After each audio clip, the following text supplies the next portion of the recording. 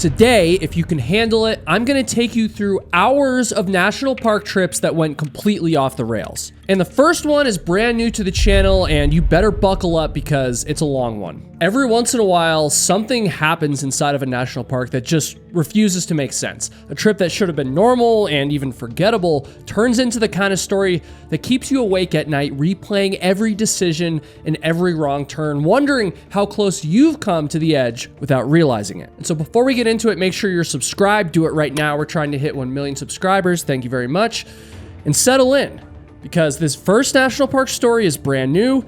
It's disturbing, and it's one of the clearest reminders I've ever seen of how thin the line is between fun little adventure and absolute disaster. A black Honda sits in the middle of a dirt road in the Mojave Desert. The front end looks like it tried to headbutt a brick wall. The radiator is crushed backwards, the windshield is spiderwebbed, several windows are shattered, and the airbag hangs like a deflated parachute. A tow truck driver is standing there in the heat looking at this thing like, yeah, this was not a gentle fender bender. But there's no driver. Nobody is outside waving for help. It's just a wrecked car baking under a brutal desert sun, miles from anywhere that a 37-year-old single mom from Northern California is supposed to be. And the worst part is that for months, everyone believed that this lonely dirt road was where her story ended, when in reality, it wasn't even where her story began. Now, as all of you remember, in early 2020, the world shut down, and 37-year-old Erika Lloyd was one of millions of people who got crushed by that shift. Erika lived in Walnut Creek, California, and she was a hairstylist and small business owner, as well as a single mom to a 12-year-old boy who, by all accounts, was the center of her universe. But then the pandemic hit. Salons were ordered to close, and Erika's income basically evaporated overnight. On top of that, she was trying to homeschool her son, locked in the same four walls day after day, watching the news get worse and worse. Her family later said that the pressure of all of this, the money, the isolation, trying to hold everything together alone, was really starting to wear her down. But from the outside, Erika still seemed functional. She was still showing up for life. But as all of you guys know, you can look fine on the outside and still be falling apart on the inside, especially when the entire world is seemingly falling apart around you. At some point in early June 2020, Erika wiped her Facebook page. She deleted her posts, her photos, her memories, everything. And though her friends and family would soon look back on this as a red flag, at the time, it simply looked like a fresh start kind of move. On June 11th, Erika made arrangements so that a friend could watch her son in Walnut Creek. She told people she needed to take a little time for herself. And later that same day, she pointed her 2006 black Honda Accord south, and she started driving. Her destination was Joshua Tree National Park. Roughly 500 miles of highway and desert separate Walnut Creek from Joshua Tree. Depending on how many breaks you take, that's like a 7-hour plus drive, long enough to maybe make you feel like you've put your old life in the rearview mirror, at least for a minute. Eventually, she rolled into Joshua Tree and she grabbed a spot in the Jumbo Rocks campground and then camped there for the next 2 nights. At some point while she was camping, she befriended 2 people at the campground, James and Christian. And Erika trusted these men enough that she apparently left her camping gear with them at Jumbo Rocks when she decided to do something very strange, the first of many strange things in this story. On June 13th, instead of chilling in the desert like a normal person on a camping trip, Erika left her gear with James and Christian, got into her car, and then drove all the way back to Walnut Creek. That's another 500 plus miles in the opposite direction. She spent that night back home, sharing the house with her roommate and her son. And then on Sunday, June 14th, she did it all over again. Her roommate later recalled that Erika planned to drive back to Joshua Tree and that she'd be camping there with friends and trying to clear her head. Just like she had done on the first trip down to Joshua Tree, she didn't take her son with her. She just loaded up the Honda, said goodbye, and then hit the road south. Again, this is the part that haunts her family.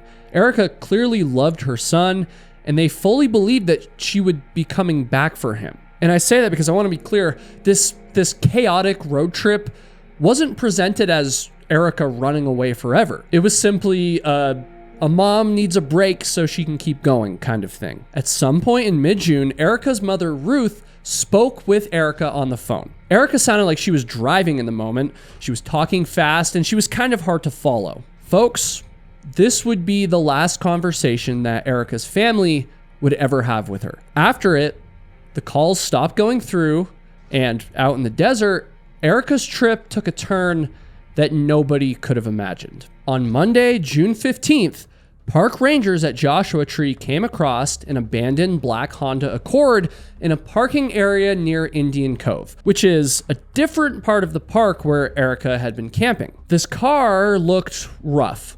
The glass on the front passenger side was shattered, the dashboard was damaged, there was no camping gear in or around it, no one was sitting in the driver's seat, there was no one lying unconscious in the back. The Rangers documented the vehicle, they left a note on it, and then they moved on with their day. But by that very evening, just a few hours later, the car was gone. At this point, Erika's family still had no idea that anything was wrong. They were just trying to call her and they were getting nothing. And you know that weird little worry that creeps in when you're calling someone but you can't reach them? Well, multiply that by my daughter has been stressed and just drove hundreds of miles into the desert alone.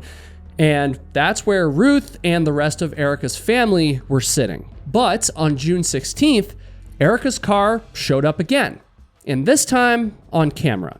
At around 1:20 in the afternoon, a black Accord matching Erika's was caught on video exiting through one of the northern entrances at Joshua Tree National Park. It was later seen driving past a school in 29 Palms, a nearby desert town. And shortly after this, a resident in the Wonder Valley area called in a complaint. There's a car blocking Shelton Road, which is a dusty remote track off of Highway 62. This car was just sitting there, facing towards the highway. A California Highway Patrol officer was dispatched to take a look, and this is the moment where we started this story. Once again, the front of the Honda looked like it had plowed into something. The radiator and the air conditioning components were shoved backwards. There was glass broken out. Even the airbag had been deployed. But once again, there was no driver. There was no one around claiming the car. No active crash scene, just this beat up vehicle stuck out in the middle of the desert. Like, what the hell is that? With no one around to claim the vehicle, California Highway Patrol called a local towing company to haul the Honda away. But then a few days later, photos of the damaged car started circulating online and in news reports, with the headlines reading something like, quote, "Missing Walnut Creek woman's vehicle found near Joshua Tree." For almost everyone following the case, this became the mental picture. Erika has some kind of crash out near Highway 62 by the turnoff for Shelton Road, gets hurt or disoriented, wanders off into the desert, and then never comes back. And so on June 17th, Erika's family officially reported her missing, and they told authorities they believed that she was somewhere near Joshua Tree National Park. And law enforcement responded hard and fast, by the way. A sheriff's helicopter flew over the park and the surrounding desert. Search and rescue teams started checking trailheads and washes. Park rangers began sweeping areas inside the park. Deputies and search dogs scoured all along the highway. And meanwhile, her camping equipment was found back at Jumbo Rocks, and all her belongings were still there, including, strangely, a pricey cooler that her family said she didn't own before this trip. This is getting complicated. Let me clear things up. Her gear was in one place, her car was in another, and Erika was in neither. And so her parents jumped on a plane from Maryland to California on June 19th. They flew across the country and started driving back and forth between desert outposts and park entrances, putting up missing persons flyers with their daughter's smile on them. They even bought billboard ads throughout the area, putting Erika's face up over the highway and begging drivers for any help. They called her phone on repeat. It rang and rang, always going unanswered, that is, until June 20th. On this day, they heard a voice on the other end, and it wasn't Erika's, it was a man's. And he said that he had found the phone 2 days earlier on Cottonwood Road in 29 Palms. And I want you to think about that. Erika's car was found near one road. Her phone was found along a completely different one. Her camping gear was sitting at a remote campsite inside the park, and she was still nowhere to be seen. At this point in the investigation, the official line was that there still was no obvious sign of foul play. Her family was clinging to hope that maybe she had crashed, hit her head, and kind of just wandered off, maybe with some sort of memory loss. Maybe she didn't even remember who she was. Maybe someone had taken her in to help, and she was sitting there on someone's couch, confused but alive. Search teams zeroed in on the stretch of desert near Highway 62 and the junction with Shelton Road, the spot that everyone thought Erika's car had died. Volunteers, deputies, rangers, and a local cave and mine expert named Doug Billings fanned out along the highway, across washes, and up onto ridges. Doug knew this landscape very well. He had helped recover the remains of 19-year-old Aaron Corwin from a mine in the area years earlier. And so now he's back out there, sweating through his shirt, methodically grid searching sand and rock for any sign of a Northern California mom who just needed a break. Days of searching turned into weeks with still no sign of Erika. The billboard stayed up. Online fundraisers helped cover the cost of searches, and the case got picked up by local TV stations and newspapers. The words pandemic road trip started being used in headlines. And eventually, as happens with a lot of missing person cases, the news cycle moved on. But Erika's family did not. By the time October of 2020 rolled around, Erika had been missing for months. The expanse of desert outside 29 Palms and across Wonder Valley looked exactly the same as it had the day that she vanished. The same scrubby brushes, the same rocks, the same baked earth. But hidden out there in all of that emptiness, there were answers, or at least pieces of them. That fall, human remains were found in the same general area where Erika's car had been discovered, and eventually these remains were identified as those of a man named James Escalante. James had disappeared in late June 2020, within days of Erika, by the way, while riding his bike into this same unforgiving landscape. He was out there looking for another woman who had disappeared, who was a friend of his girlfriend's. And think about how bleak that is. Like, he went out there not to hike or camp or to take photos, but to look for someone else connected to his life, and then he vanished too. So suddenly, you didn't just have one unlucky person who got into trouble in the desert near 29 Palms, you had multiple unrelated tragedies stacked on top of each other, all circling around this weird patch of desert near the national park. And so locals started describing the place as having a strange energy, a bad vibe, if you will. The rational explanation was that it was just brutally hot, incredibly remote, and easy to get turned around in this area. However, when you keep finding bodies in the same area, or people keep disappearing, even the most logical people started to wonder what the hell was going on out there. By January of 2021, Erika had been gone for more than half a year. Her family was living in limbo. They didn't know whether to keep searching, to assume that she was gone, or to expect a phone call at any moment. Every single time that the phone rang, it could have been a friend, another family member, it could have been a telemarketer, or it could have been the sheriff with a massive update for the family. But most of the time it wasn't. However, on January 31st, the call finally came. Hikers out in Wonder Valley had spotted something in a field near a lonely stretch of Danby Road. It didn't look like much at first, just some bones scattered among rocks and dry plants. And remember, this is the desert, so there's lots of animal bones all the time. I mean, I've found plenty in the time that I've done hiking in the desert. However, this was worth investigating. And when the deputies came out and collected what was there, and when forensic experts looked at the dental records, the answer was crystal clear. The remains that were found were Erika Lloyd's. After months of searching, dozens of air missions, ground teams, billboards, and hopes that she'd walk back into her life one day, Erika was found in the desert, reduced to a partial skeleton. And though this should have been the tragic end to this story, authorities soon realized that something wasn't right. The spot where Erika was found was not far off of Danby Road, and it was also several miles from where California Highway Patrol had found her car back in June. Authorities never publicly spelled out exactly how she died or what the official manner of death was. There was no neat autopsy report available to the public that said, this is exactly what happened. By the time that she was found, the desert had already erased a lot of the evidence. And so at this point in the story, authorities and Erika's family knew a few big things. Number one, she had taken a pandemic road trip to Joshua Tree, clearly under a lot of emotional and financial stress.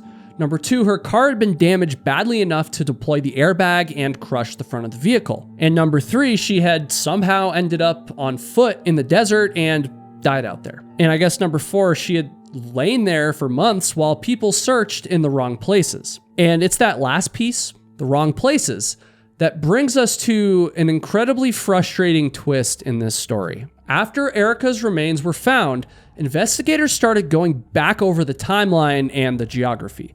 They talked to witnesses who apparently saw a confused woman near Danby Road on the day that Erika disappeared. And so they took a closer look at how Erika's car was damaged, and they found out that on June 16th, the day that the car was reported on Shelton Road, two people did something that changed everything. According to later reporting, Erika's car didn't originally get stuck out on that long stretch of Shelton Road near Highway 62.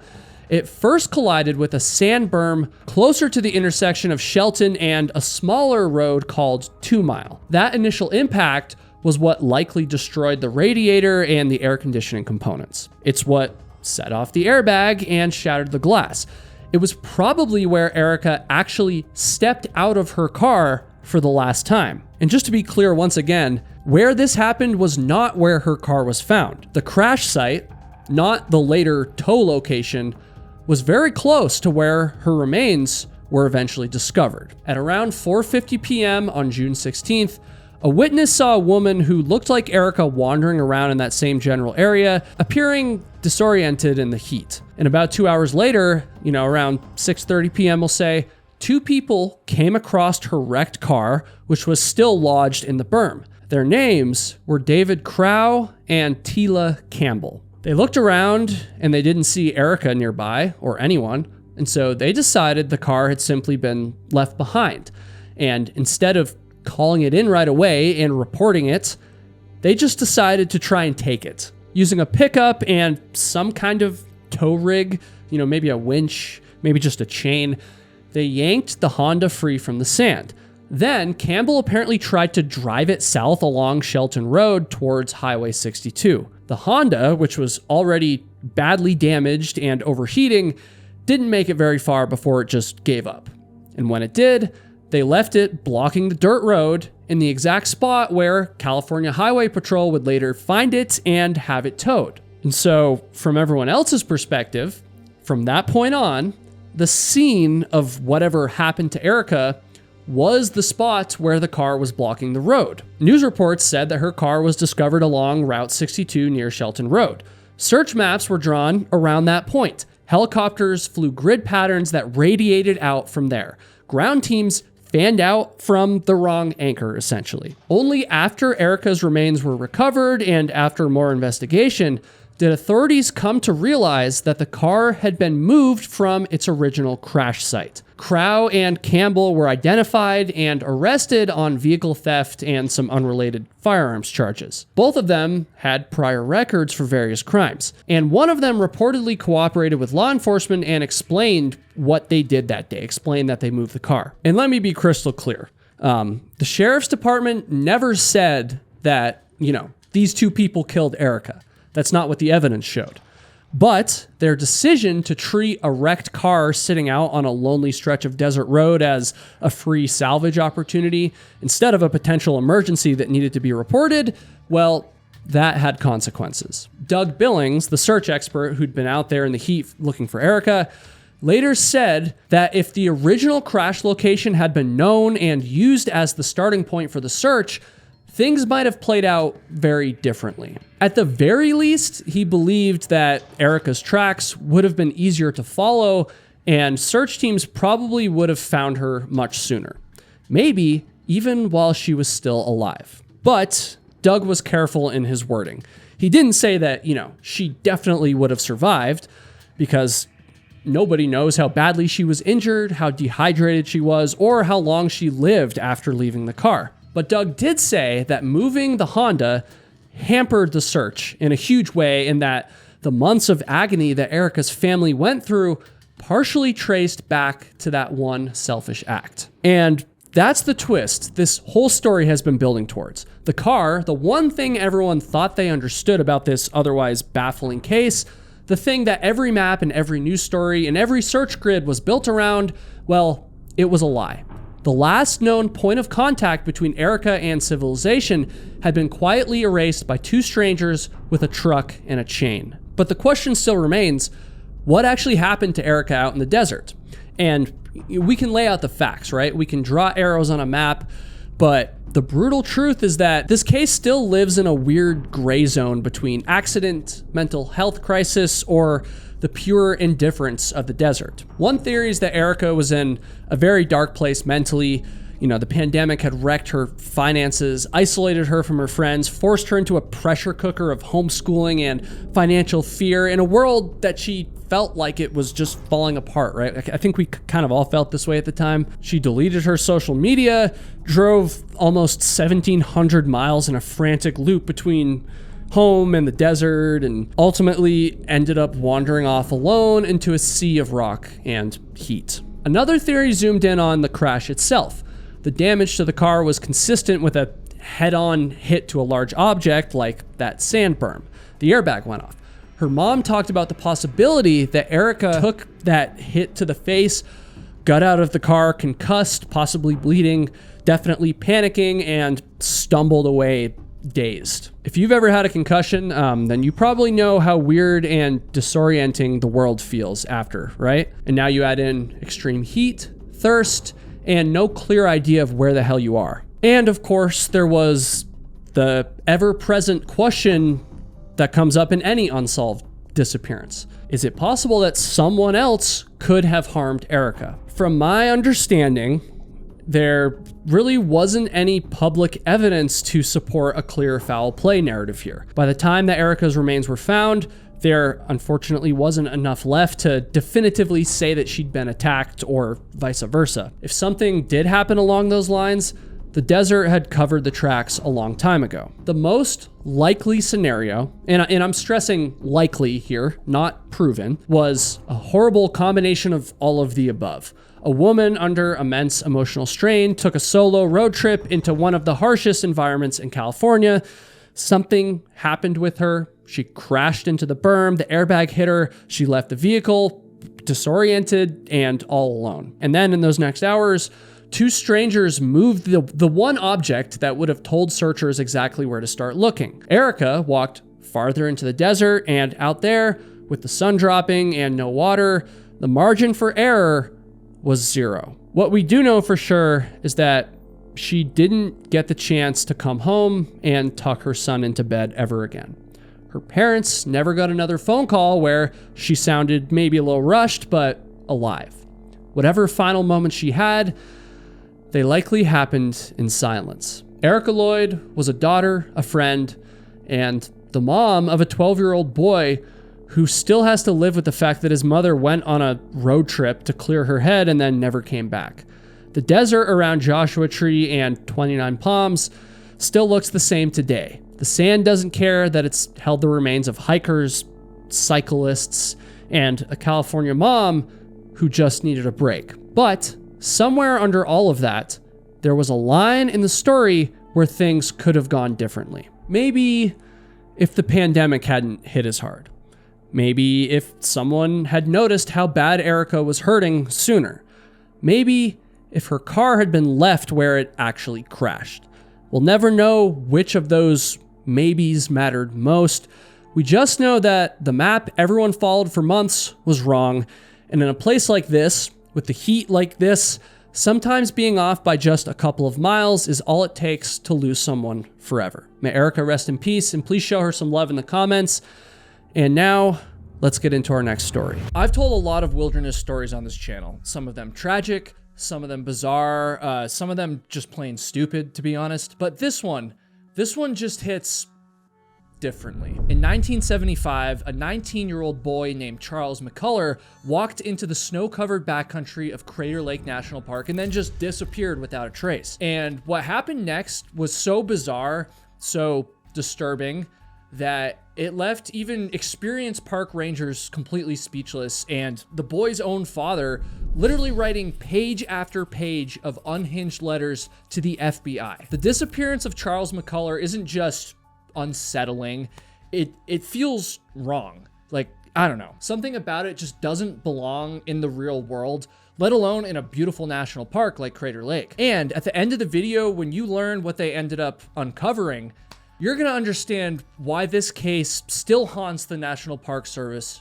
to this day. And so with that said, right now we're gonna pack our bags and take a trip to Oregon's only national park, once again, Crater Lake. Now, if you're not familiar with Crater Lake National Park, I'll give you just a bit more background on what it has to offer. I've been there before, it's beautiful. The lake itself is just amazing. And it even has this like mysterious island in the middle of the lake called Wizard Island.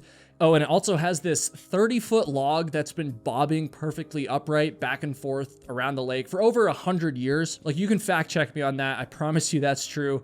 Oh, and this log even has a name, which the locals call the Old Man in the Lake. And to be honest with you guys, those facts don't have anything to do with this story, but it just goes to show that there's a lot of mystery and just weird stuff related to Crater Lake. And to be honest with you, there really is no mystery there as strange as the story of Charles McCullough. So in January of 1975, a young photographer from Virginia, once again, Charles McCullough, well, he's in the middle of this cross-country road trip to take photographs of various national parks. His trip took him through states like Texas, Arizona, and eventually up to the beautiful college town of Eugene, Oregon. Along the way, it was totally normal for Charles to take multiple modes of transportation. He would drive his own Volkswagen van, but he would also take public buses, and he would even stick out his thumb and hitchhike from time to time. This road trip feels like it might have been one that was inspired by like the tragic final journey of Christopher McCandless, for instance. And looking back at how everything began, I mean, this was clearly supposed to be like a magical coming of age story for a young man in the prime of his life. But unfortunately, the rest of this story is anything but magical, as you're soon going to find out. So once he had arrived in Eugene, Charles stayed at a friend's apartment for a few days before setting out on a planned excursion to Crater Lake. And again, it's absolutely beautiful there, and so I can totally understand how he wanted to take photos of the wintry, scenery around the lake. And even though the January snow was roughly 90 inches deep at the time, he was still confident that he was prepared for a pretty short trip. He packed a plastic sheet for cover, insulated winter clothing, assorted camping supplies, all in a sturdy backpack, and he also had enough food with him to last for the entire weekend. Before he left Eugene on January 29th, he reportedly told his friend that if he was not back by February 1st, they should call the police to report him missing, which sounds pretty dramatic. I mean, that's not really the way I would phrase it personally. And for me, knowing how this story ends, Charles' warning to his friend is especially spooky because he clearly seemed to understand that there was at least some level of danger that he was walking into. And on top of that, we've heard tons of these missing hiker stories that involve people who were way more irresponsible than Charles was. If you've seen other videos that I've put out, I mean, I've covered people who didn't tell anyone where they were going or what their plan was, right? But Charles did the opposite of that. He communicated his plans to his friends. He told them where he was going, his return date, and he was even regularly calling to update his parents back home throughout his entire road trip, right? The fact that Charles was not your typical lost hiker is honestly part of what makes this story so chilling. Now, it's important to note that Charles also packed the keys to his Volkswagen van in his backpack, but he did not bring the car with him. He left it in Eugene, and instead, he hopped onto a bus and then later stuck his thumb out and hitchhiked and ultimately would end up traveling by foot to Crater Lake. Now, some folks will debate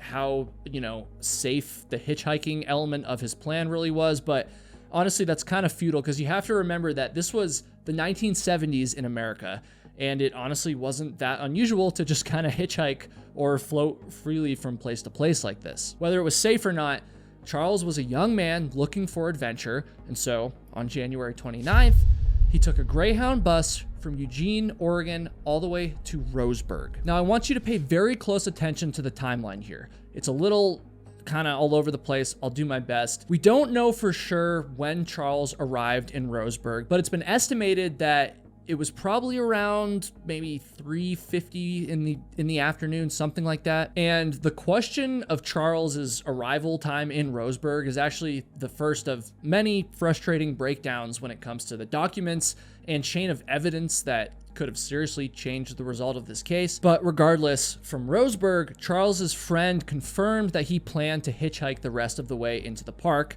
which was a long ways, by the way, from Roseburg. And by 6:30 p.m. that very same night, Charles was seen at the Dry Creek store on the road to Crater Lake. We don't know who might have given Charles a ride to this store, but since he had managed to travel so far from Roseburg in such a short amount of time, authorities are pretty confident that he did, in fact, hitchhike most of the way. Eyewitnesses claim to have seen Charles at the store and confirmed that they saw no sign of physical injury at the time. I mean, I'm sure he was probably a little cold and maybe a little weary from all of his methods of travel, the hitchhiking and being outside and stuff, but Charles was still unharmed and unthreatened by the end of his first day on the road.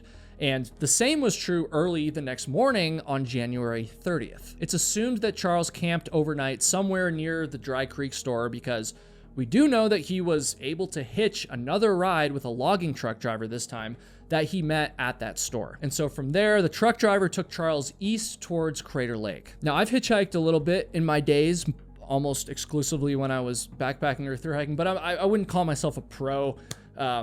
With that said, I do know one very important rule of hitchhiking, which is that you can only hitch as far as your driver is going. And unfortunately, the logging truck either had to turn down a remote road or something like that, or had to avoid the snowy weather because Charles was eventually dropped off near Stump Lake, which is still a whopping 30 miles away from Crater Lake. After they parted ways, this driver saw him walking east along the highway, and this, tragically, was the last confirmed sighting of Charles McCullough before he was never heard from again, at least as far as we know. So we're about to get even deeper into this very strange story, but before we do that, I need to introduce you to a very important man. This man is Charles McCullough Sr. He's the father, right? And he's also one of the more colorful, we'll say, characters involved with this case. He was a former military officer, and he just wasn't the kind of man who was gonna let his son go missing without putting up a massive fight, right? And he certainly wasn't the kind of man who would tolerate any failure to act from the authorities or anyone else in power at the time. So when Charles didn't return from his hike, his friend that he had talked to right before he left did end up reporting him missing, which was on February 2nd. However, Charles's parents back in Virginia wouldn't end up being notified that their son was, gone until February 10th. To this day, we don't really have any real answers as to why it took the authorities so long to tell the McCulloughs, but it's safe to say that the delayed communication did not sit well with Charles Sr. He started writing. He wrote these unapologetic letters to senators, governors, even the FBI. Hell, in one of them, Charles Sr. even demands that the FBI give the search for his son the same resources and attention that they were giving to the ongoing nationwide investigation into the disappearance of Jimmy Hoffa. Now, for those of you who might not be familiar, Jimmy Hoffa is essentially one of the most famous missing people of all time, right? He was this notorious mob-connected Union leader who disappeared the very same year that Charles did in July of 1975. I don't know how to stress this more. I mean, I wasn't around back then, but Hoffa was just a massive deal, right? I mean, this guy was portrayed in movies by actors like Jack Nicholson and Al Pacino, and still, Charles Sr. refused to be starstruck or told that any one man was more important than his son, even if this man was making massive headlines. And honestly, I can't help but respect his constant push for justice. Charles Sr. wrote, quote, "I decided that the McCullough family would pursue all avenues available to receive the same magnitude of federal assistance as was offered to the Hoffa family. Charles Sr. was going to fight for all the attention that he could get, even if it meant literally filling the FBI's mailbox one letter at a time. He was resourceful and he wasn't afraid to just kind of tell it like it is, right? I mean, he was just super hungry for an explanation, and his son's missing. I mean, can we really blame him? So let's go back to the current timeline for a second here. There was a part of Charles Sr.'s independent investigation where he claimed to have interviewed a person that like spotted someone matching his son's description on January 30th at a resort along the way to Crater Lake called Diamond Lake. It's like right outside the park. I've been close to it. I was supposed to go there once and I didn't, but that's another story. I will say though, there's no record of Charles ever checking into Diamond Lake Resort, and the resort manager even provided Charles Sr. with a list of all the guests that had stayed there that night. And after sending a photograph of Charles to all of the resort guests on that list, none of them would confirm seeing Charles there. Absolutely no one. And yet, Charles Sr. still wouldn't accept this outcome. He took things a step further when he asked the police to perform background checks on every single resort guest from that night. But the Oregon State Police obviously refused to perform that kind of mass background check. I mean, wouldn't that just be like an obvious violation of the Fourth Amendment and just the guests' overall right to privacy? I mean, clearly Charles Sr. was very bold and he just wasn't afraid to ask for any resource he could possibly get. However, other than this unknown person he talked to who claimed to have seen someone that looked like Charles at Diamond Lake, there's absolutely zero hard evidence that Charles was ever there at all. As far as we can tell, Charles likely ended up taking an even deadlier route into Crater Lake National Park. I mentioned this earlier, but I want to bring it up again just because it's so important. The snow in Crater Lake at this time was just extremely deep. I mean, it had gotten so bad that the north entrance to the park, which was the entrance that Charles was heading towards, was currently impassable. It was closed. And it also didn't help that the north entrance isn't really that close to Charles's desired destination, which is, of course, Crater Lake itself. It's thought that Charles would have just continued walking along the highway since it would have had the least amount of snow on it. It would have been the path of least resistance. But we also know that he was behind schedule at this point and that he would never make it back to Eugene to reunite with his friends. When the search for Charles began, it was conducted by the Cascade Rescue Emergency Search Team using pickup trucks, snowmobiles, and a total of 169 man-hours. They searched and searched and searched, and Charles Sr. was even able to convince some local pilots to fly him around the area for like a bird's eye view down into Crater Lake. But unfortunately, they had basically started searching too late and the snowfall continued. It was only getting thicker by this point, and once again, there was no sign of Charles or of his body. Charles Sr., of course, never gave up, and he kept relentlessly writing those letters. But despite that effort, this case would quickly end up going cold. At least for a while. Now, before we get to the wild ending to this story, I do want to just take some time to kind of comb through some of the potential theories that were being floated around at the time that might explain Charles's disappearance. And I want to start with Charles Sr. once again. If you were to ask him, he would have told you that there was foul play involved somehow. Charles Sr. suspected that his son might have been picked up by someone dangerous while he was hitchhiking, and then this unknown driver potentially like abducted and murdered him. And I mean, that definitely could have happened, right? But I will remind you that most of Charles Sr.'s theories are based purely on his like fatherly intuition. He never really had any real evidence of this potentially murderous driver out there. And his obsession with the foul play theory might have been amplified by the enormous amount of grief that he felt for his missing son. I mean, obviously, like we can't blame him for that, right? Maybe this theory was his way of kind of just explaining the unexplainable. Now, of course, as I've covered many times on this channel, the simplest explanation for any death or disappearance in the wild would be that it was just a complete accident, right? Like these things do happen. I mean, it's possible that the massive amount of snow was just too much for Charles to handle. If he had taken a wrong turn or made a mistake, anything like that. He could have easily found himself stuck outside in deadly temperatures for much longer than he planned and ultimately died from exposure to the elements. And of course, a theory that's always discussed in these cases is that maybe he had some kind of run-in with wildlife. I mean, there's bears up there, there's mountain lions. Maybe this theory is a little out there, since the snow is so crazy. I'm not an expert, but I'm assuming all the animals were probably either hibernating or kind of waiting out the storm, but it's my job to talk through every possible explanation, and so some sort of animal attack is definitely still one of them. Those are all the primary theories about what might have happened, as vague as they are. But ultimately, it would end up being nearly 18 months after Charles initially went missing that everyone involved would finally get some real answers. And to be honest, these answers were nothing short of shocking. On October 18th, 1976, a pair of hikers in Crater Lake National Park stumbled across a weathered backpack that had a set of car keys inside of it in a very remote area near Bybee Creek. And when they reported this to the authorities, it was soon discovered that these car keys matched the same kind of Volkswagen van that Charles McCullough was known to drive. When park rangers returned for a deeper search of the Bybee Creek area, they would go on to discover even more disturbing evidence. Rangers reported that they found a pair of jeans on the ground. And listen closely here, because this is really bizarre and kind of hard to explain, honestly. So these jeans were like unbuttoned and the belt was undone. And a random pair of jeans like that is weird enough to find in the woods on any given day. But that's nothing compared to the fact that when those jeans were found, they were standing in an upright vertical position. That's right. They were vertical. I'm trying to think of the best way to explain this.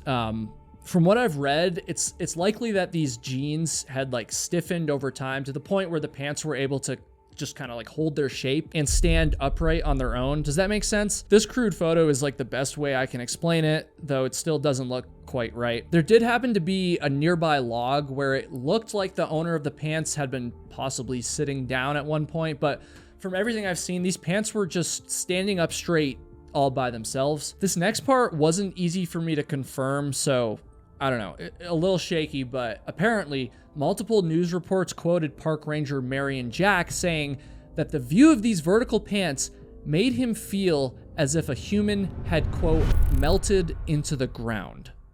Yeah, I told you at the start of this story that this was going to be some unsettling stuff, so you can't say I didn't warn you, but it's also too late for you to turn back now either, isn't it? To make this story even more bizarre, the rangers looked inside of those jeans only to find a broken off human shin bone. Oh, and a pair of socks were still in there too. And those socks were also filled with foot bones. And even worse, most of the rest of this mysterious skeleton was nowhere to be found, except for a jawbone, which was found nearby, and the crown of a skull, which was found 12 feet away from this vertical pair of jeans. Which, like, even just saying the phrase vertical pair of jeans out loud makes me feel a bit crazy, but that's exactly what the rangers said that they found there. There were a few other scattered pieces of equipment found nearby, including some additional clothing that was laid out on a nearby log. And to that, the rangers believe that these other clothes were actually laid out by the hikers who had originally like sorted through the backpack and all the other items. Although I will say some internet theories often point to how weird the layout of the clothes seemed when paired with the weirdness of the jeans and the whole scene. Rangers also found some food packaging kind of littered around, including an empty can of Vienna sausages and an empty M&M's wrapper. Now, I'm not a very morbid person, but if I were to create a menu for my own last meal, we'll say, I would have to think long and hard about whether or not to eat a combination of M&M's and Vienna sausages for it. But hey, that's just me. Comment below what your last meal would be. Actually, maybe don't do that. That's really weird. Anyway, so now they had located this backpack, some human remains, a strange pair of jeans, and some snack wrappers and stuff like that. But obviously, this is a story about a missing young photographer.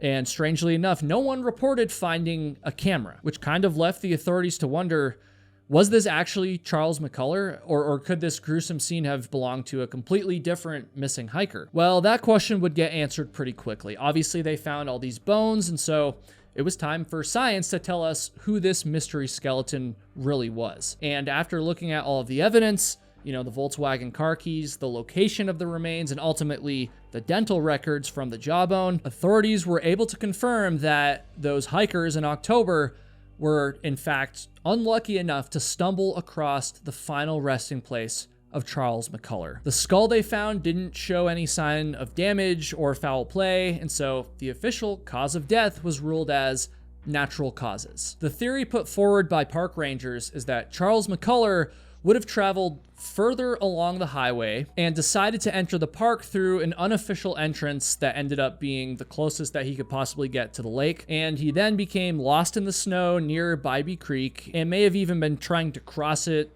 on top of all the snow before falling, suffering an injury, and ultimately succumbing to the elements. And then when the snow melted in the spring, animals likely consumed some of his remains, as weird as it is to say that, and kind of spread them around in the forest. And to be honest with you guys, I think that sounds pretty plausible, but there still are some aspects to this case that leave me super confused. Charles Sr., on the other hand, did not agree with this official theory from the park rangers, right? He believed that someone hurt Charles. Either it was a driver on the road or another hiker in the park. That part's not clear, but he really believed that whoever hurt Charles also moved his body to the remote area of Bybee Creek and then just left him there, stealing his camera and a few other valuables. And again, you can't really blame him for this, right? I mean, after going such a long time without any answers about what happened to his son, the discovery of his remains only raised even more questions. Like, for instance, what happened to his son's camera?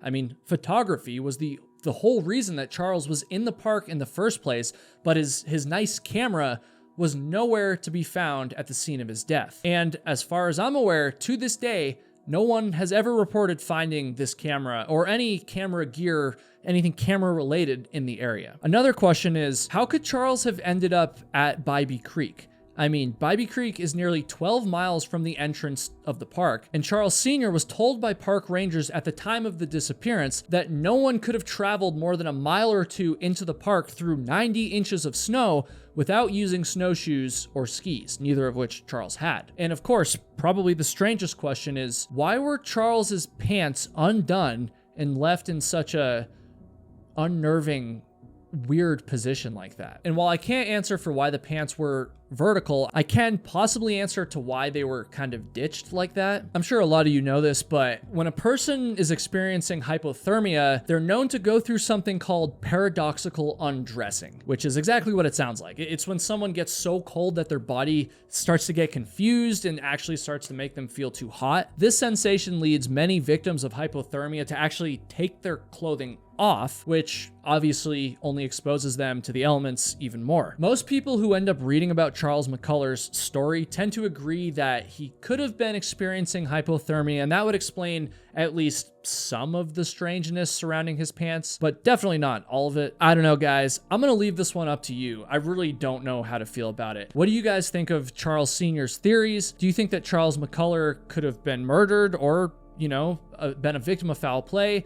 Or do you think he simply just died an accidental backcountry death? I'd consider myself a pretty open-minded guy, so I'm willing to entertain most of these theories if someone comes up with a good argument, especially related to the absence of the camera. I think that's a really compelling, mysterious part of this case as well. And so let me know what you guys think. Respectfully, please keep your comments respectful. I appreciate you guys so much. What the hell is going on in Yosemite National Park? Yes, it's beautiful, but it also hides some of the most disturbing secrets, stories, and even people in all of American history. And on October 13th, 1995, an anonymous park ranger learned this reality the hard way. It all started in the early morning. Rangers were preparing for the quieter months in Yosemite National Park. The weather was getting colder and the crowds had been kind of thinning out, but something dark and very unexpected was about to shatter all of that peace. That morning, a female park ranger was approached by a random man seeking a ride. Now, this man was middle-aged, he was soft-spoken, and honestly, he appeared pretty harmless at first glance. His name was Phil Lund, and he was a 56-year-old from San Francisco. So he asks this ranger for a ride, and she agreed. which was a decision she would regret almost instantly. While in the vehicle with the Ranger, Phil Lund suddenly reached down into his pocket and he pulled out a stun gun. He threatened the Ranger with it, and he also tried to put her in handcuffs. The Ranger was obviously scared to death. I mean, she was just out here trying to do her job and help one of her park's visitors, but now she's being held up and potentially handcuffed, all while she's trying to drive. But though she was scared, she didn't freeze, she didn't panic, and instead, she dug deep and she found the courage to fight back. In a moment of what I can only describe as sheer determination, she managed to escape the vehicle and obviously alerted her fellow Rangers for help. But that didn't stop Phil. He was able to run away on foot and basically just vanish inside the park, which obviously started a massive manhunt, through some of the most rugged terrain in all of California. So all of Yosemite's rangers and law enforcement officers and search teams sprang into action, right? I mean, roads were closed, checkpoints were set up, every single car leaving the park was searched. But despite these tremendous efforts, Lund was not caught. At least not yet. I've been to Yosemite before, as well as a bunch of other national parks, and I can't even imagine the tension that everyone must have been feeling inside the park. Employees and visitors alike were being warned to be cautious because a dangerous fugitive could be lurking around any tree or lurking on any trail. Just absolutely brutal. But then, on October 26th, authorities got a breakthrough in the search. A visitor hiking in the Tenaya Canyon area, which is a remote area east of Yosemite Valley, spotted a man who seemed very out of place. Rangers moved quickly, and this time, there was no escape. Phil Lund was arrested without incident, dirty, exhausted, and all alone. He was charged with kidnapping and assault with a dangerous weapon, and he was held without bail. Now, the ranger that he had tried to kidnap, essentially, turned out okay. She was safe, thankfully. Actually, speaking of thanks, largely thanks to her quick thinking and, of course, the response from law enforcement. And the crazy part is that Phil Lund is far from the deadliest criminal to run rampant throughout Yosemite National Park. And we'll get to the story of who actually is that person a little later in this video, but it turns out that Phil Lund had actually just been released on parole 4 months before this incident after serving 13 years in prison for, I can't say it on YouTube, but SA, you know what I'm saying? He'd even worked in the park decades prior as a concession employee, and of course he knew the terrain very, very well. Even a little too well, you could say. And so he, like many criminals before and after him, thought that he could use the size of the park to his advantage and get away with just a completely despicable crime, right? And fortunately, he was dead wrong. And if you thought that story was crazy, I mean, a park ranger being kidnapped almost, anyways, if you thought that was crazy, you better buckle up, because this next story, I mean, instead of being a tale about a straight up despicable criminal, it's just a straight up mystery. On Labor Day of 2021, Joel Thomason set out on a hike just after dawn. Summer was coming to an end, and he had planned a solo backpacking trip in Yosemite's beautiful backcountry, right? And Joel was actually a U.S. Army reservist, as well as a husband and a father to a 2-year-old boy, very young.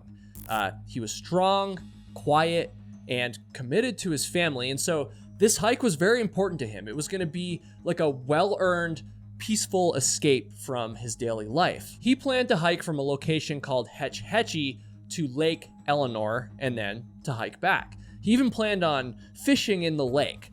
I mean, this sounds so amazing, as someone who loves doing this stuff. It sounds so relaxing, but unfortunately, it would turn into a nightmare not just for Joel, but for his entire family and for the entire park at large. Joel packed a bright red inflatable kayak, a yellow backpack, a hammock, good choice, a green sleeping bag, a camp stove, and food sealed inside of a bear-proof container. He even had a steel U.S. Army cup stamped with the year 1918. He crossed over the O'Shaughnessy Dam at around 5 p.m. that night, and a local park ranger even saw him do this.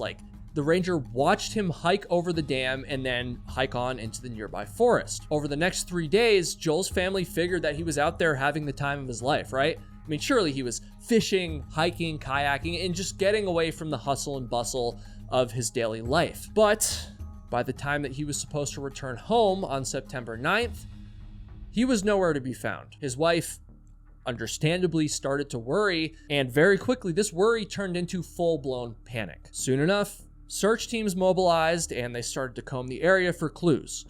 Helicopters swept the skies. They even brought out kayaks to search for this guy. Like, kayaks were scanning the lakes. Search dogs were there, of course, sniffing up and down the trails. Dozens of agencies worked this case, and they expected to find something, right? I mean, maybe his green sleeping bag or his yellow backpack would be easy to spot in the brush, or better yet, that kayak I talked about, maybe that bright red kayak would be impossible to miss from the sky, right? They searched frantically for something, anything that might point them to Joel. His father even came out to search too. He would walk the trails all alone and just call out his son's name, hoping for a sign, which is heartbreaking.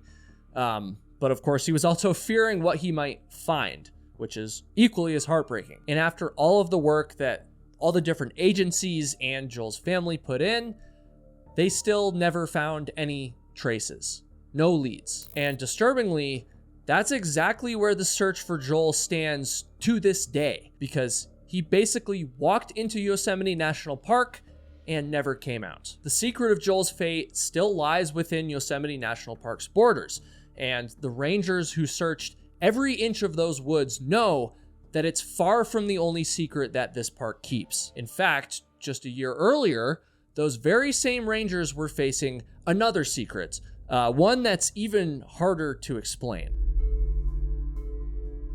In late June 2020, we all remember that time. What a crazy time.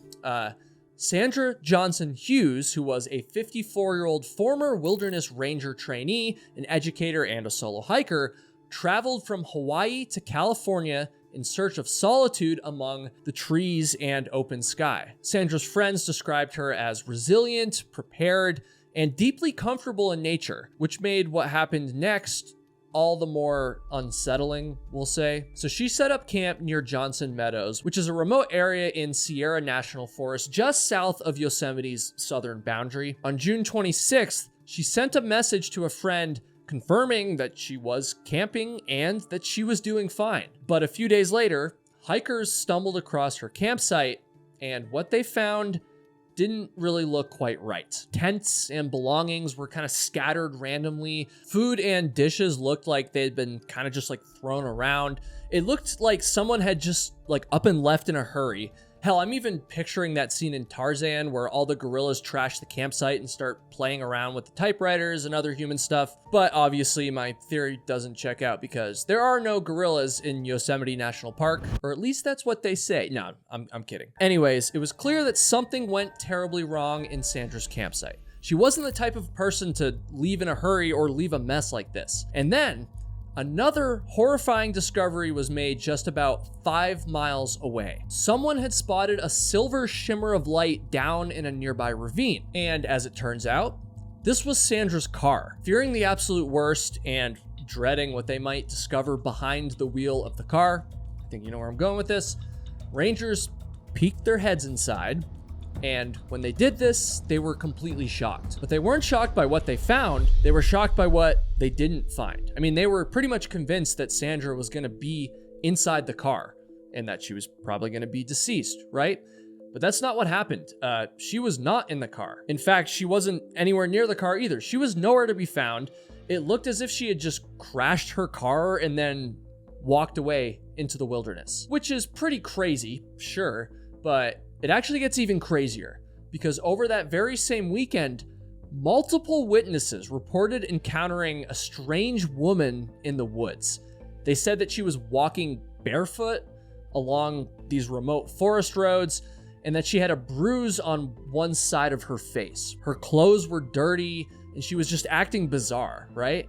I mean, this woman looked like she'd been through complete hell, but witnesses said that she was oddly calm during these encounters. People even tried to help her, but apparently she denied all of these offers. And eventually, one witness said that she vanished into the woods and she just never looked back. Weeks and weeks of more searching went on before all of a sudden, two hunters caught sight of someone leaning against a tree near a Forest Service road. This mystery figure that they saw actually matched Sandra's description. This person was thin, disheveled, and shoeless, completely barefoot.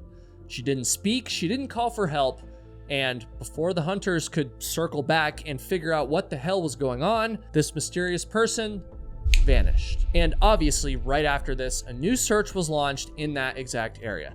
Hell, they even brought out the National Guard and specialized trackers, and yet despite a wide sweep of the backcountry and those multiple initial sightings, the forest had gone silent once again. Weeks turned into months, the case quieted, the seasons changed, and Sandra Johnson Hughes was never seen again to this very day. This story is just so strange to me. It leaves me with so many unanswered questions, and so does this next one, actually. And so in September of 2016, a 74-year-old retired educator and experienced hiker named Peter Jackson drove into Yosemite National Park for a solo camping trip. He had reserved site number 58 at White Wolf Campground for 4 nights, and he planned to spend a few quiet days hiking, relaxing, and enjoying the late summer weather. On September 17th, he sent a very brief text message to his son that said, quote, "On my way to Yosemite." This text seemed harmless and simple enough, probably forgettable, but his son would soon think about this one text message in a much more chilling and heartbreaking way. Peter had booked the campsite until September 21st, and so when rangers made their rounds on checkout day, they visited his site and found that his car was still parked there, his tent was still up, and his gear was completely untouched. It looked as though somehow he had simply stepped away from camp and then just never came back, which is very, very strange. And so just like the previous couple stories, they started searching for him, right? More than 50 people covered over 50 square miles of rugged terrain with the help of, you know the drill, helicopters, dogs, even infrared technology. But after 2 weeks, with no leads and a bunch of storms moving in, the search had to be scaled back, which sucks. And that's basically where the search would stall over the course of the next 3 years. With each passing day, that last text message that Peter sent to his son became more and more meaningful, and also more and more mysterious. Peter's loved ones couldn't help but wonder if those were going to end up being his last words. But in August of 2019, trail workers found a faded blue day pack beneath a fallen tree near Akerson Meadow, just over 7 miles away from Peter's campsite. And after they studied the pack a little more, it was confirmed that it was Peter's. It belonged to him. And finally, they had some kind of clue into his disappearance. It might seem like we're leading to some tragic resolution here, but the truth is that sometimes, and I've learned this from making all these videos, sometimes new discoveries only end up leading to more and more questions.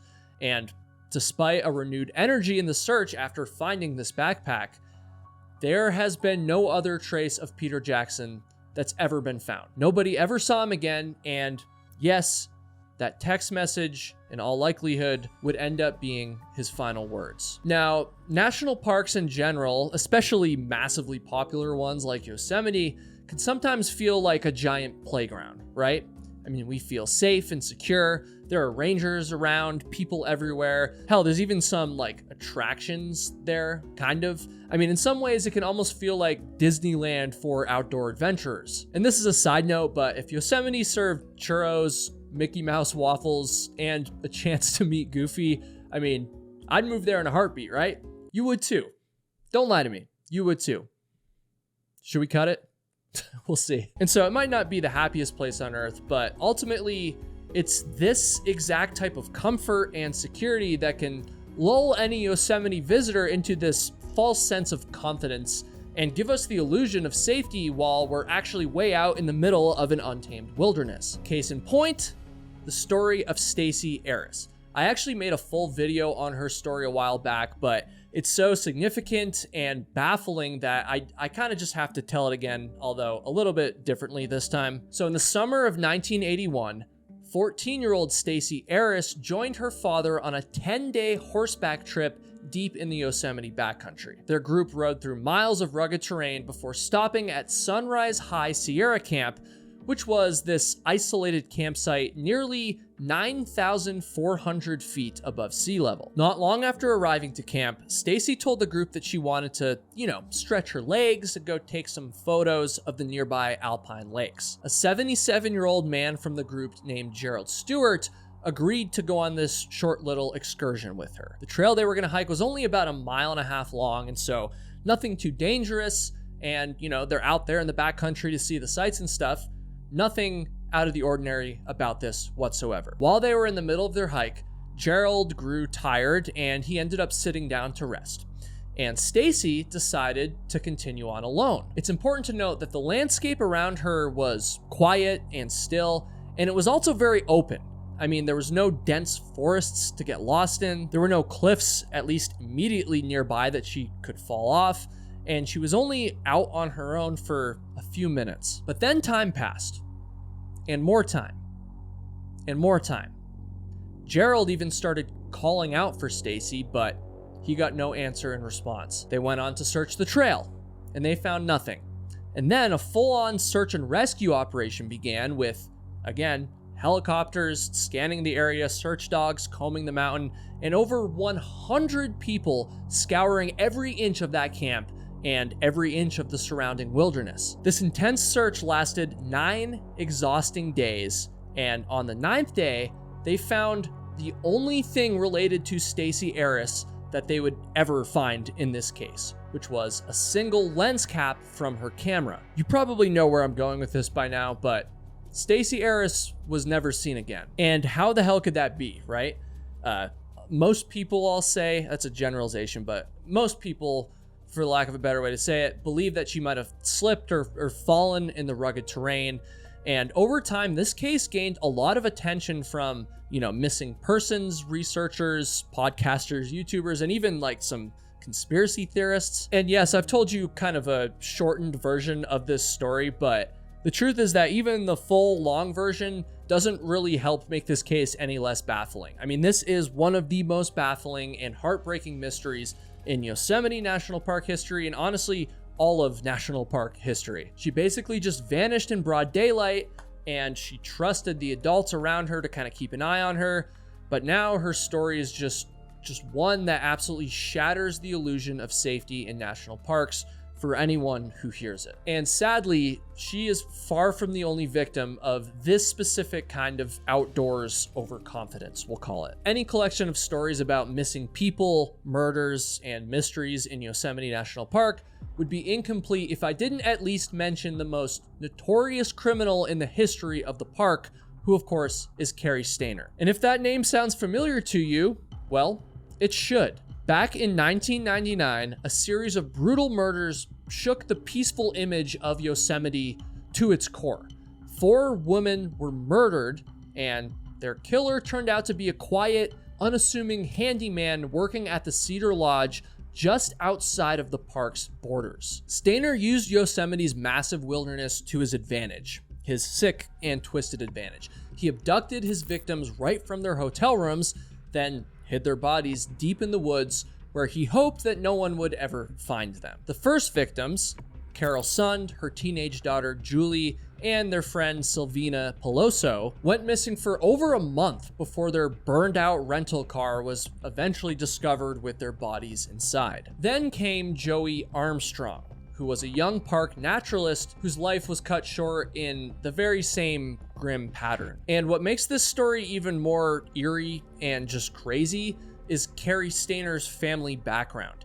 His younger brother, Steven Stayner, was a national hero decades earlier, having survived his own horrific kidnapping and captivity before escaping and returning home. Now, we've all heard of sibling rivalries before, maybe some of us have even been in them, but I don't think I can think of two brothers who were less alike than the two Stainer boys. I honestly think that Cain and Abel might have had more in common than these two did. I won't go too deep into Stainer's story because I've talked about it before, and I'll actually have that video linked in the description if you want the full story, but it is worth mentioning because it perfectly captures how criminals look at a place like Yosemite, and they don't just simply see a beautiful park with tons of peace and nature like the rest of us. Nope. They see a perfect hiding spot, an ideal escape route, and a place to hide their bodies. Thankfully, justice did catch up with Cary Stainer, who's now commonly known as the Yosemite Park Killer, and he was sentenced to death in 2002. Now, our next story is going to be a lot different, and so just bear with me here, okay? On the morning of June 2nd, 2018, 3 men were climbing up the ever-iconic El Capitan, which you'll probably remember as the granite rock that Alex Honnold soloed up in the movie Free Solo. Jason Wells, Tim Klein, and Kevin Prince were experienced climbers and close friends. They had all tackled Yosemite's cliffs many times before. In fact, they'd all been up El Capitan before over 100 times. Now, on this particular day, they weren't free soloing like Alex Honnold, later made the wall famous for. No, they had a rope between them, and they were climbing one of El Capitan's lower but notoriously technical sections. As the 3 men climbed up the rock, they did so very quickly. Again, they were super familiar with this route, and they basically felt as comfortable as you can possibly feel while climbing up a sheer granite rock hundreds of feet in the air, which blows my mind, but I'm no rock climber.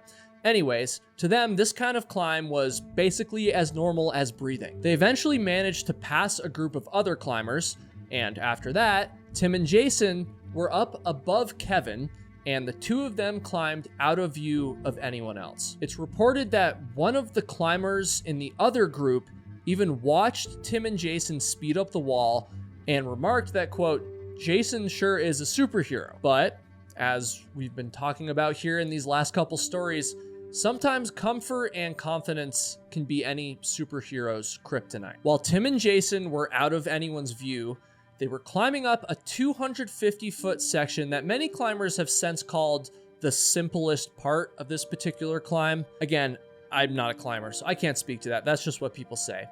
But then, all of a sudden, Kevin and the other climbers heard a loud slamming noise, and suddenly they saw Tim and Jason both falling through the air. Because no one saw the initial fall, this part of the story is a little unconfirmed, we'll say, but it's believed that one of the climbers fell first and then the other one was pulled down by the rope that was tied between them. But that doesn't exactly explain the loud slam that the other climbers heard way up on the wall. This is hard to say, but it turns out that after Tim and Jason had begun their sudden free fall, their rope actually caught itself on a boulder, and that actually arrested their fall. For just a brief moment, they had actually been saved, right? But then their nightmare started all over again. The boulder that had stopped their fall suddenly became their greatest threat, basically, and it actually cut their rope in 2 due to sheer force. I hate telling stories like this, man, but now they're free falling once again, right?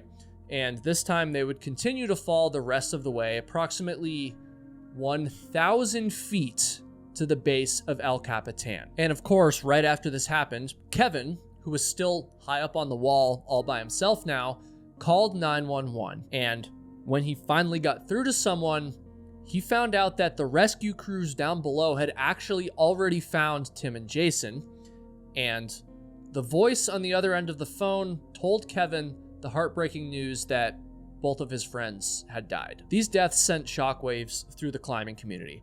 Both Tim and Jason were skilled and seasoned climbers, and their friends were obviously crushed by their loss and rattled over how such experienced and competent athletes could fall on a route that they had done before, a route that they knew so well. Now, this story obviously involves some riskier adventuring. It wasn't just like a short little day hike, but even the name park in Yosemite National Park can clearly create an image of safety and fun that just isn't the reality when you're going up against big bad Mother Nature. And if you think this climbing story is scary, just wait until later in the video when I tell you about what happened on Half Dome. But I'm getting ahead of myself. First, I need to tell you about the most dangerous selfie of all time.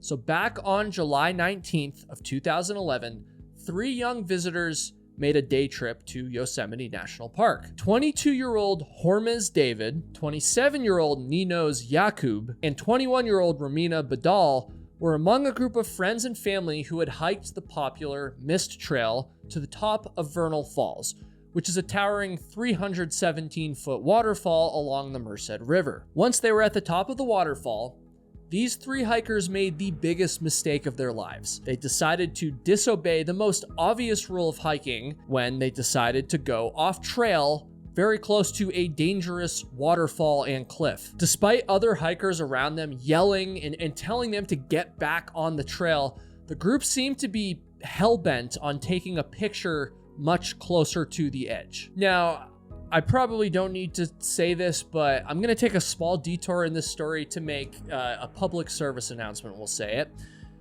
Do not ever do what these hikers did. Please stay on marked trails, especially when you're near cliffs or waterfalls. Please, please, please. And even if you've done this in the past and nothing bad happened, there's a pretty strong chance that the next time you won't be so lucky. And look, I'm not trying to like beat up these particular hikers, obviously. But I don't know, dude, this one is just so preventable. I had to say it. So after Hormuz, Ninos, and Romina crossed over the trail barrier, they stepped into knee-deep water roughly 25 feet upstream of the fall's dramatic edge, which is way too close. And once again, other hikers around them were trying to get them to come back. They were crying frantically, "Come back, guys, please, please." But they didn't listen. They hiked onto the slick rocks along the gushing river, also that they could pose for a couple of photos. Now, witnesses say that Romina slipped on the rocks first, and as she began to get swept away, one of the men, the news report I read didn't really confirm which one it was, unfortunately, desperately tried to like reach out and save her, but then he slipped too. And then, in a last-ditch effort, the other man had started walking back to the trail, but seeing his friends in grave danger, he rushed over to try and help. But the current was way too strong at this point. And if any of you out there somehow think you could win a fight against a waterfall, you better think again. All 3 hikers were flung over the edge of the Vernal Falls, and witnesses said that the 3 of them were actually holding on to each other in a heartbreaking embrace during these final moments. Rangers launched an immediate search and rescue operation. They closed the Mist Trail as teams combed through the Merced River down below. They did everything they could. I mean, they navigated the same dangerous and fast-moving waters that had caused the hikers to fall in the first place, and they tried to find areas where the hikers might have washed ashore or even climbed to safety. If they were somehow alive, they would obviously need medical attention, so this was a very urgent effort. But despite this urgency, they didn't find them for a long time.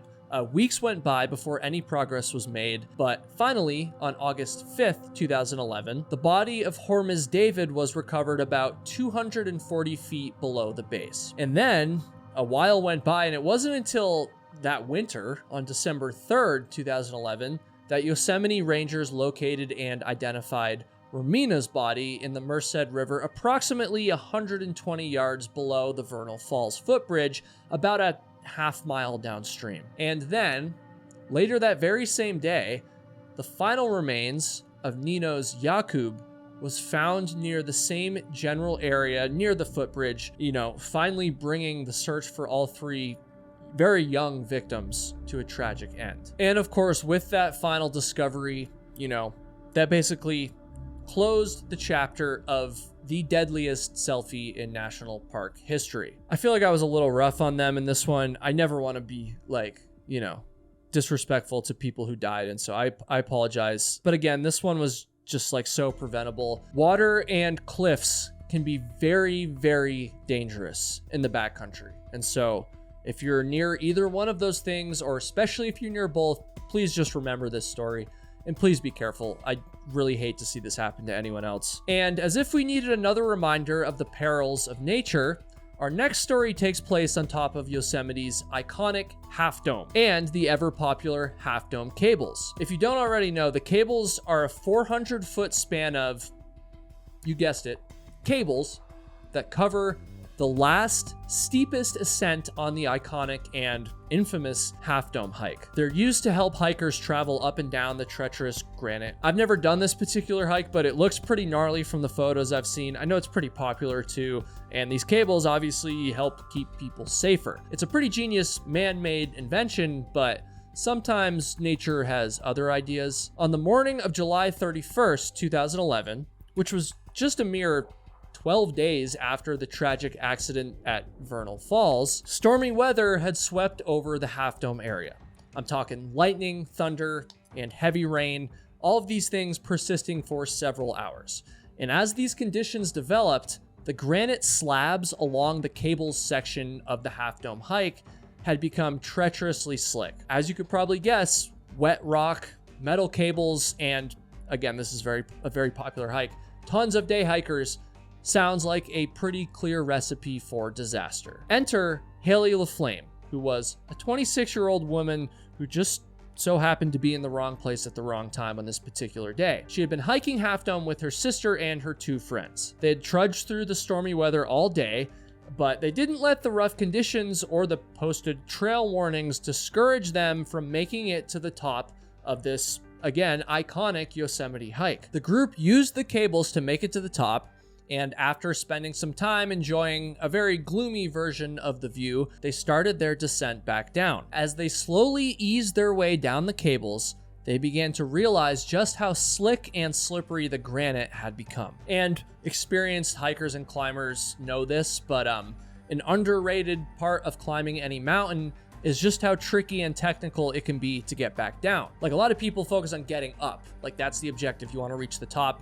It's harder physically to go uphill, but once you're there, you're only halfway. You have to get back down, and yeah, a lot of people underestimate that. And so at one point during the descent, Haley placed one foot on the slick granite, and it slid. Her hand then lost the cable, and in a single horrifying moment, her friends watched, completely terrified, as she fell 600 feet down the rock face before finally landing. And with that, the success of their climb was instantly shattered, and what was meant to be a lifelong memory for these 4 friends had turned into an absolute nightmare. For some reason, the falls really get me, man. Like, I've told so many stories like this at this point on this channel, but like, it still hits me every time.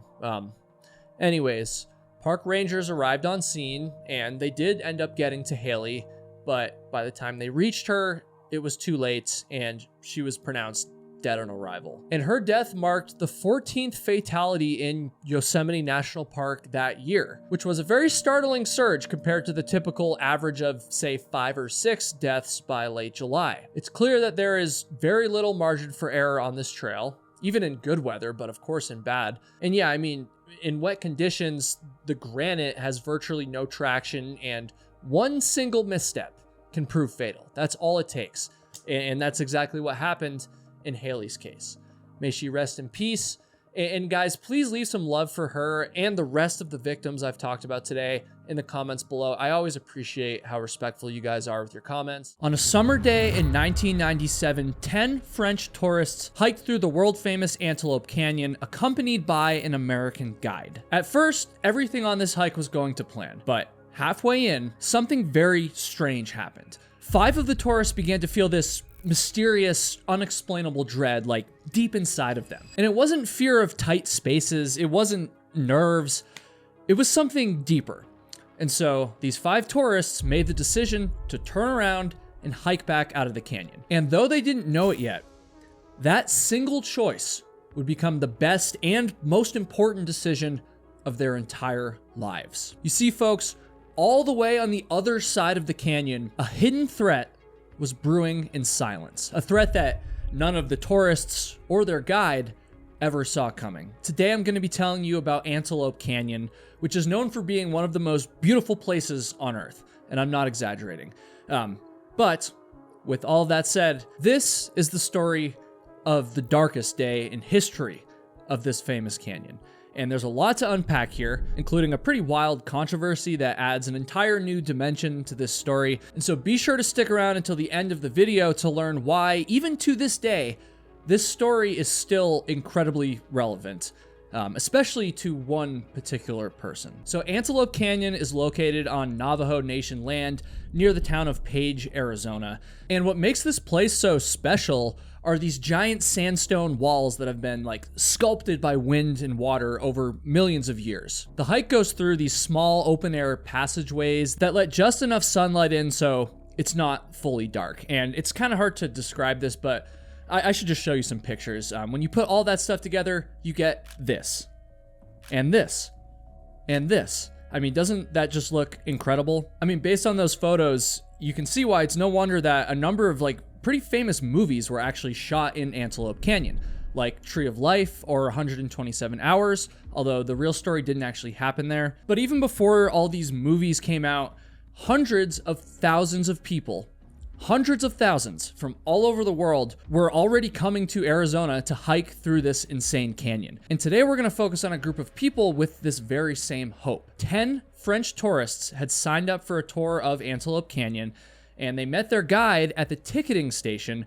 which was run by the Navajo Nation. Their guide was 28-year-old Francisco Pancho Quintana, who was a construction worker from Los Angeles who also part-timed as a guide for Trek America, a company that specializes in taking European tourists on American adventures like this. Pancho had spent many years of his life hiking throughout the American Southwest. And on top of that, he had earned all the certificates and done all the training that you need to become a guide for Antelope Canyon. And frankly, he knew the canyon inside and out. He'd been through it tons of times before. And if it sounds like I'm kind of gassing up Pancho here, I'm actually not really trying to do that.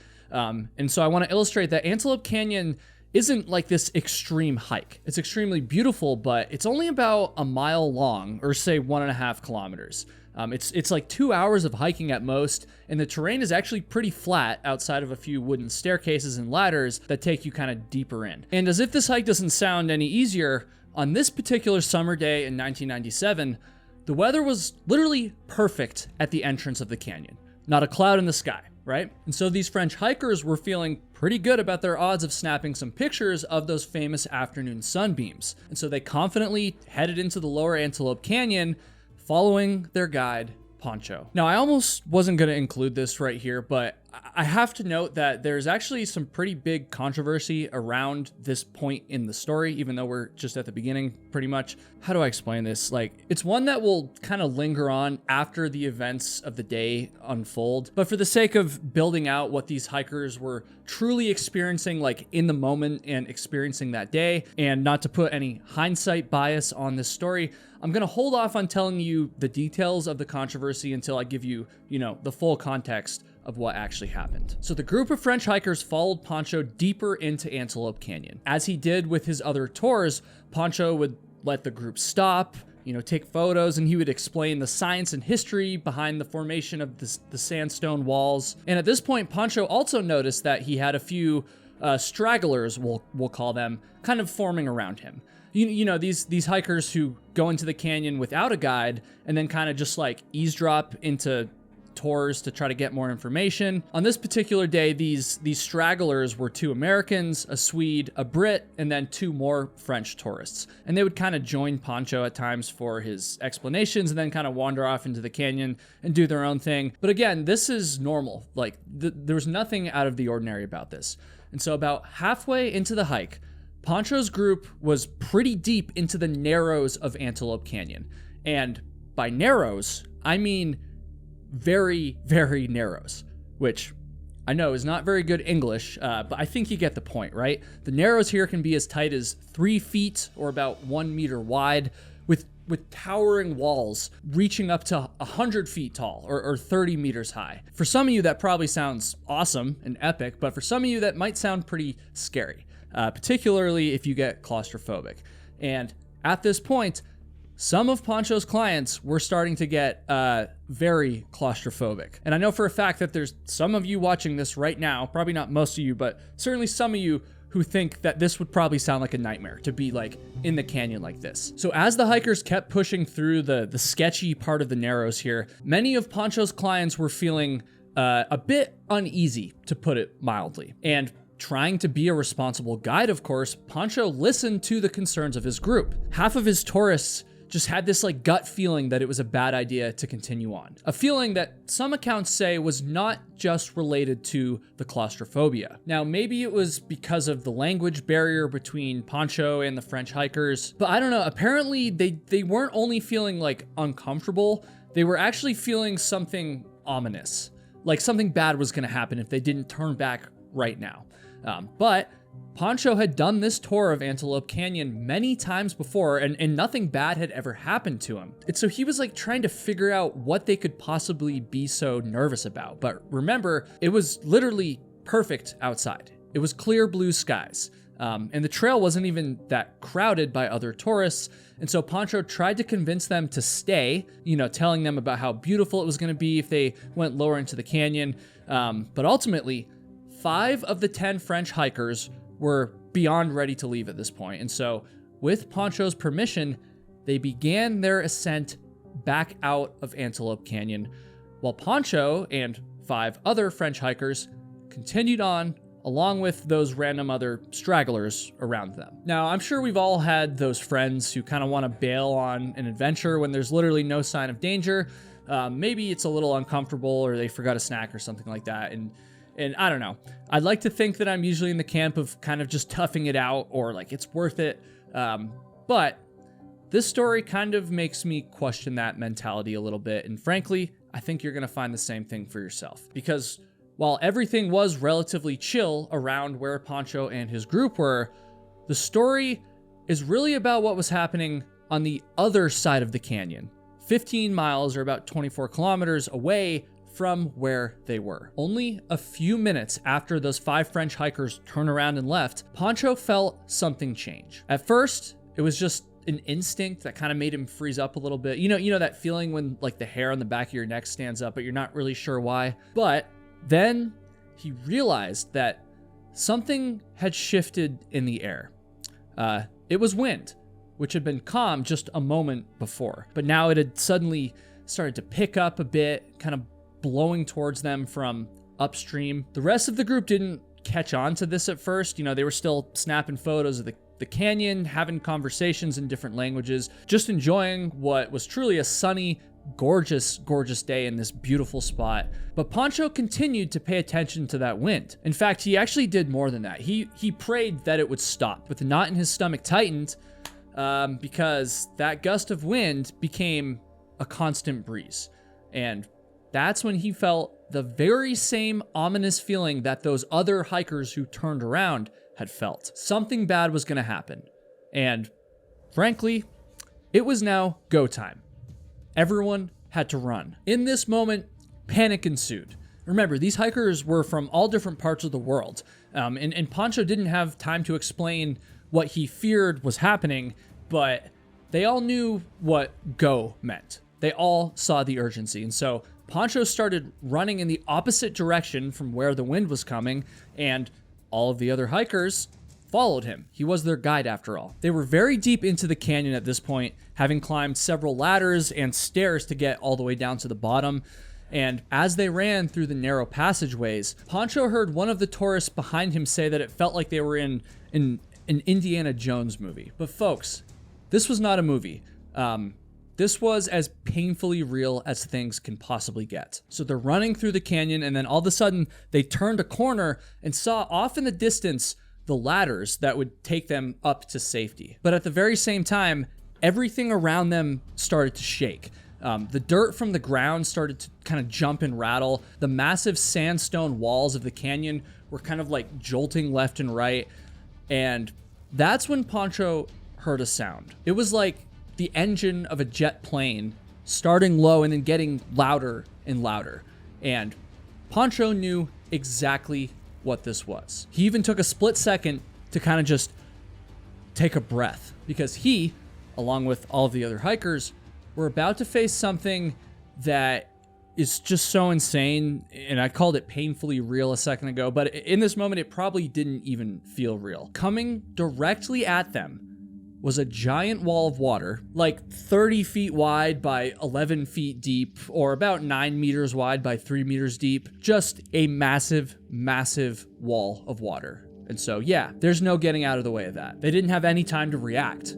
No time to get to the ladders or get up to safety. Pretty much in just a split second, everyone had to find something to hold on to, literally hold on to for dear life. But remember, they're in this narrow canyon, and the walls were no help to them because they were just so smooth. There was nothing to hold on to. They tried and tried, every man for himself, but soon enough, the inevitable disaster struck. One by one, hikers disappeared under the water. Pancho desperately pushed a few of the hikers onto this like small ledge, kind of pinning himself against them to try and keep them above the water. But I mean, it was only a matter of time until that ledge started to become too slippery. And meanwhile, the other hikers were panicking in the rising water, trying to stay afloat and fighting the current. And you know, I don't blame them for doing this because this was truly fight or flight. But these pretty much drowning hikers were starting to pull onto Pancho and the other few hikers who were on that ledge. And unfortunately, because the force of the river was so strong, the hikers in the water were accidentally pulling the hikers off of the ledge and like down into the water with them. As Pancho sat on the ledge with one final female hiker watching in absolute horror at what was happening, he felt her being pulled by a panicking hiker who was begging them to hold on. And Pancho tried to hold on to her and to the person in the water. They even locked eyes, but unfortunately, the situation was just hopeless, and Pancho realized that the inevitable had arrived. It was time for all of them to be swept down the river. Now, what happened next is most likely the worst few minutes of Pancho's life. He was flung downstream at alarming speed. He was pretty quickly blinded by all the sediment and mud, getting into his eyes. And the thrashing of the water was so strong that it literally stripped his clothing right off his back. Every few seconds, he would bump into a rock or the side of the wall. And because he wasn't clothed anymore, this meant that the skin would just kind of rip right off of him. It was like being in a human washing machine, essentially. But still, and amazingly, Pancho was able to use whatever lessons he had learned from swiftwater training to not drown and to try to just slow himself down any way possible. This meant trying to stay on his back and keeping his feet pointed downstream. So every minute or so, he would get like a precious breath of air before being submerged back under. After 4 whole minutes of being thrown around in the Nightmare Sludge River, Pancho suddenly felt his hand kind of graze a rock. He grabbed it, and this collision turned his body into an eddy that was located behind a waterfall. In that eddy, he was swirling around and around in the water, basically just being ragdolled. And at this point, I mean, he had almost given up. Like, he was prepared to drown. He couldn't see anything, and he was in so much pain with open wounds all over his body, bleeding. And so Pancho took one final breath. And to his surprise, for the first time since before the flood began, he breathed a full mouthful of air. Right around the time that half of Pancho's tourists had turned around, a perfect storm had been brewing on the other side of the canyon. Heavy dark clouds started dumping rain right into the drainage system that feeds into Antelope Canyon. And instead of moving through the area quickly like many storms do, those clouds just kind of hung in the air right there, just unleashing all this rain. And again, this happened miles away from where Pancho and his group were at, and so they couldn't see the clouds. They had no idea of the danger that they were in. Hours after this flash flood, a state trooper would end up finding Pancho shivering on a perch on the outer part of the canyon.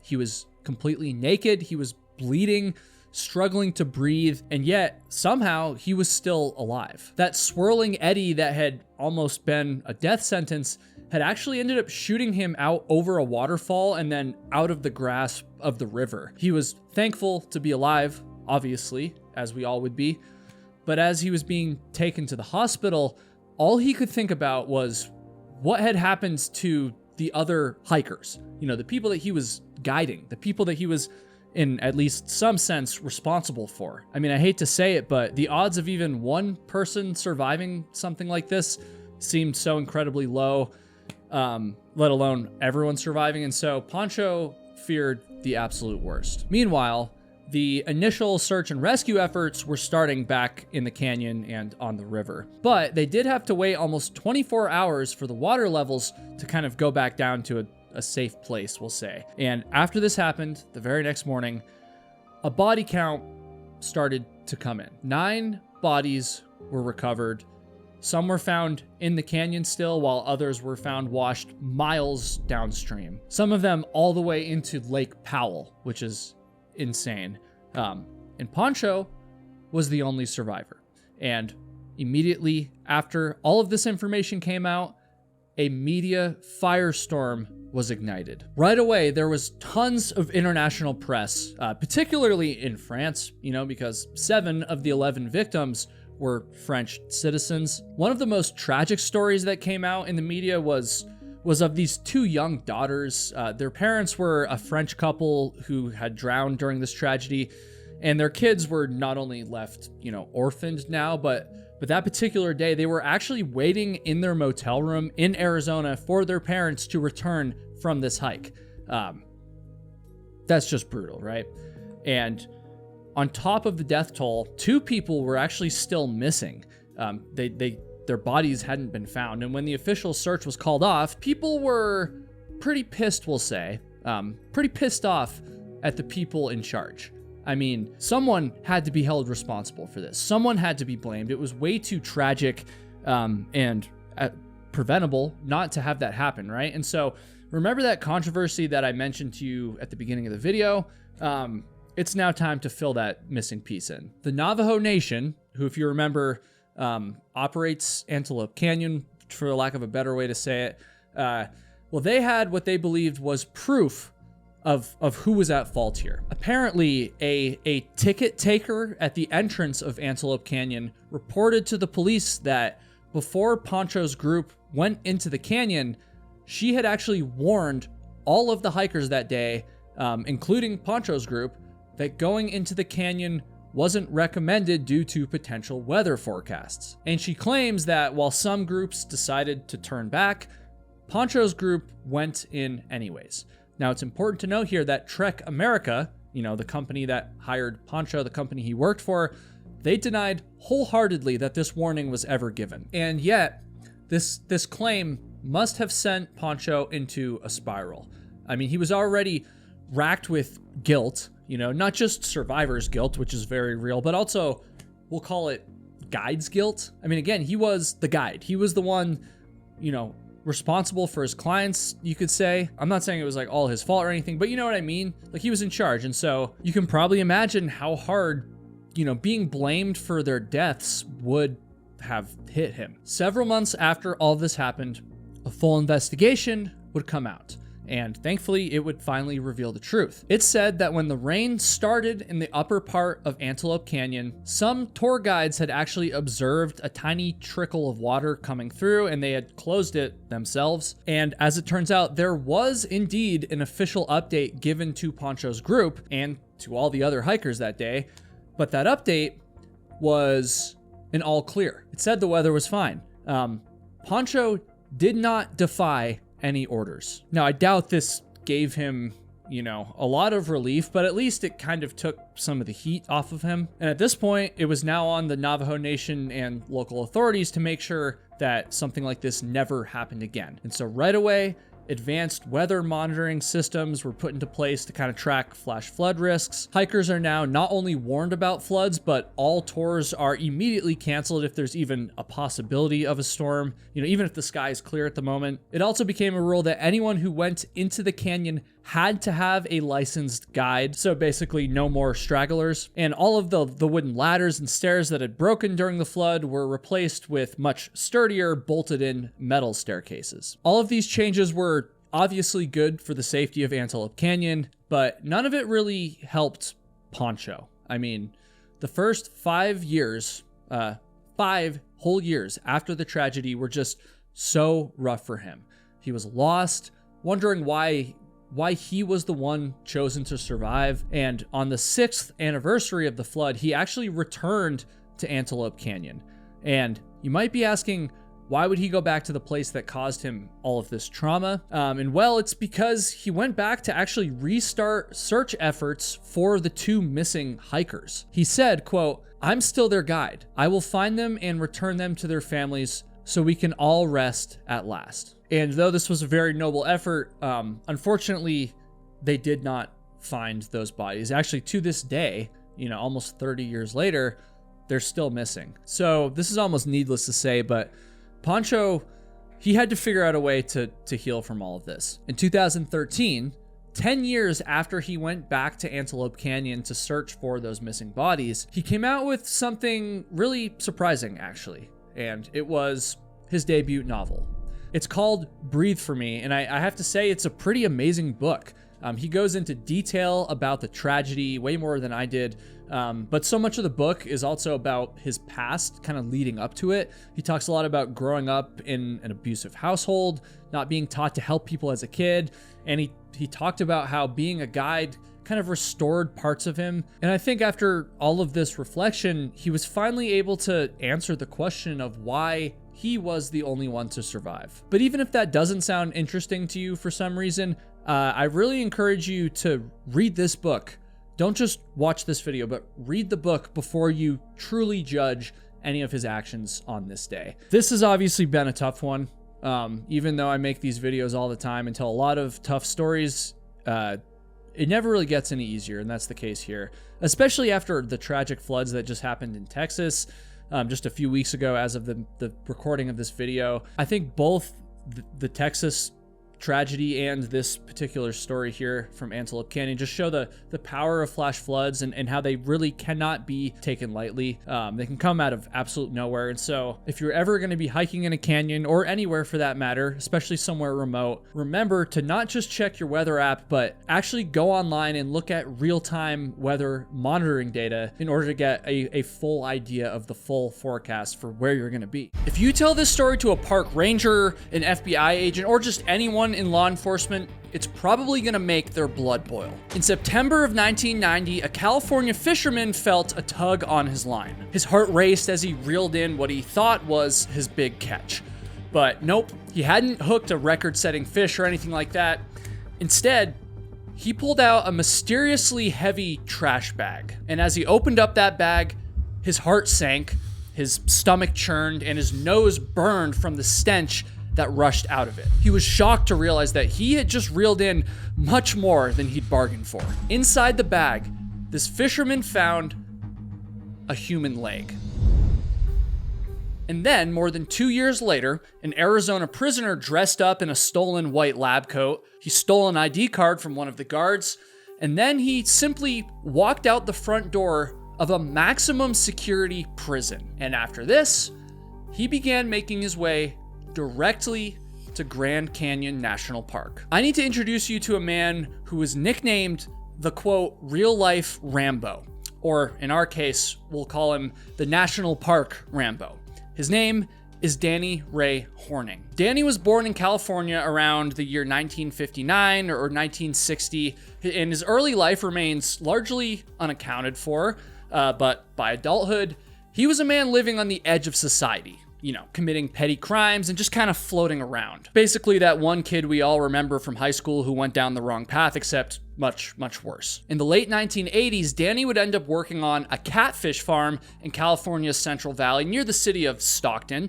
And that might sound like an insignificant detail right now, but I promise you, if you continue watching, by the end of this story, this random catfish farm is going to become very important. So Danny obviously had a checkered past and tons of run-ins with law enforcement throughout his life, including in 1991 when he robbed a bank in Winslow, Arizona. During the robbery, he tried to escape by taking a hostage, and then as the police kind of closed in on him, he began to shoot at them. The shootout went on, but Danny was eventually captured, and he actually later bragged that he had nearly killed an officer that day. And I mean, that story alone should tell you just what kind of man we're dealing with here, right? I mean, Danny Ray Horning was bad to the bone, and I don't mean that in like a a cool way, right? I mean, he's a criminal that would hurt people and then laugh about it. And as you're about to see, he really didn't seem to believe in the words, "I give up." Danny was convicted of armed robbery, kidnapping, and aggravated assault, which landed him in Arizona's Florence State Prison to serve 4 consecutive life terms. The prison that they sent him to was known for housing some of the most dangerous inmates in all of the Southwest. I mean, it truly sounds like a brutal place to spend the rest of your life. I mean, that's crazy. And Danny must have agreed with that sentiment because he was not planning on staying there very long at all. In fact, when he was being sentenced, he actually dared the judge to give him the maximum sentence possible. And that should start to give some idea about the kind of, I mean, this feels weird to say, but the kind of guts that this guy had, like from the very start. And on top of that, he literally promised to escape, even if locked down under maximum security. And he bragged that he would be out within months, no matter how long his sentence was. At least on the surface, Danny Ray Horning feared absolutely nobody, and he clearly wanted everyone to know that. While he was at Florence, Danny lived under the prison's maximum security unit. However, he would end up getting a job as a janitor, which meant he regularly cleaned the infirmary as well as the kitchen, and it also meant that he was often left alone or with other inmates to do his job, no guards around, which was likely a mistake because it sure gave him a lot of time and space to come up with some wild ideas about getting the hell out of Florence. While working in the kitchen, Danny would end up acquiring a pair of white pants from another inmate, and then he went on to steal a white lab coat from the infirmary. He also managed to steal an employee ID that had been just left out in the open, and all of a sudden, as if it was like a scene from a movie or something, Danny had everything he needed to make his big move, right? I mean, you know what I'm saying here.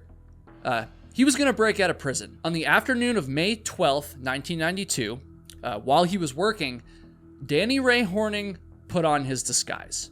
His heart was obviously racing, but he kept his cool long enough to casually stroll by each security checkpoint, every armed guard, and through the tall gates and fences. And soon enough, he looked up and he realized that he had miraculously walked out of a maximum security prison. I mean, that's insane. He had gone completely unnoticed, and just like that, he was a free man once again. Now, this was obviously a bold move, but Danny was all about making bold moves, right? And so, after escaping, he kind of just vanished into the Arizona desert. Authorities quickly launched a statewide manhunt. Bloodhounds, helicopters, and more than 800 officers were deployed to try to find Danny. The terrain in this area was extremely rugged, which might have been a problem for Danny, but he was also able to use pretty much every inch of it to his advantage. You see, Danny Ray Horning had spent nearly a year in the Army, and he claimed to have undergone reconnaissance training. His brother did later deny that claim and told reporters that Danny was no more than a tank mechanic and received no special training in survival or deception. But whether or not, that was true, Danny sure operated like a seasoned survivalist. He would travel almost exclusively at night. He'd sometimes walk barefoot to avoid leaving footprints. He'd double back or walk in massive circles in order to confuse the tracking dogs. And he lived off the land by eating cactus fruit, wild berries, and just other edible plants that he could find. And when his foraging diet wasn't enough, he would break into backcountry cabins, stealing canned food and warm clothing and other supplies for the chilly desert nights. And to top it all off, it wasn't enough for Danny to simply steal from folks. Nope. He had to make sure that he left an impression. At one cabin, he took a shotgun and some shells, and then he left a note behind that said, quote, "Thanks for the use of your home," and, quote, "Tell the cops to stop following me." A different message he left said, quote, "Thanks for the use of your truck. I really ran it rough. Give it a good going over." Danny was obviously feeling very confident at this point. And hell, I would probably feel the same way if I was in his shoes and I hadn't been caught yet. I mean, he had just walked out of prison with very little resistance, and now he's jumping from house to house, getting more and more supplies and rubbing it in the face of the police using these little funny, sarcastic notes. If he was at all tired or even worried about getting captured, he sure wasn't showing it. At least not yet. So at this point, Danny Ray Horning had been on the run for quite a long time, and officers began referring to him as, quote, Rambo, which is obviously a reference to Sylvester Stallone's badass action movie character from the 80s. Both Danny and Rambo, like the actual Rambo, were able to constantly evade capture and outsmart their pursuers while managing to survive in some of the harshest and most mountainous wilderness. And though this nickname was given to Danny in jest, obviously, I imagine by this point, law enforcement were starting to get pretty pissed off that they hadn't found him. Especially when you consider those taunting notes that Danny was leaving. I mean, wouldn't that piss you off too if you were trying to capture him? And honestly, maybe Danny was getting a little too cocky with all these notes, but he was living life on the edge, and it seemed like he was having a lot of fun while doing it. Danny was days into his life on the run at this point, and he was one step ahead of the authorities at pretty much every turn. And by now, the whole state of Arizona had been kind of hooked on his story, this real-life drama that his manhunt had created. On May 15th, deputies from the Pinal County Sheriff's Department responded to a reported burglary at a rural farmhouse about 15 miles west of Florence. That property owner told officers that someone had stolen clothing, food, a pair of binoculars, and most concerningly, a loaded .44 Magnum revolver. Deputies quickly found Danny's fingerprints at the crime scene, and so now they knew in no uncertain terms that their fugitive had a gun. Danny hitched a ride south to Tucson as authorities focused on the territory further to the north. They were working day and night to try and anticipate Danny's next move, right? They didn't want the public to think that any criminal could just simply walk out the door of one of their maximum security prisons and then get away with it, especially not if he was armed at this point. I'm certainly not trying to sound critical of the brave men and women who worked tirelessly to try to capture Danny, but at this point, by capturing him, they weren't just trying to protect the public, they were trying to protect their reputation, right?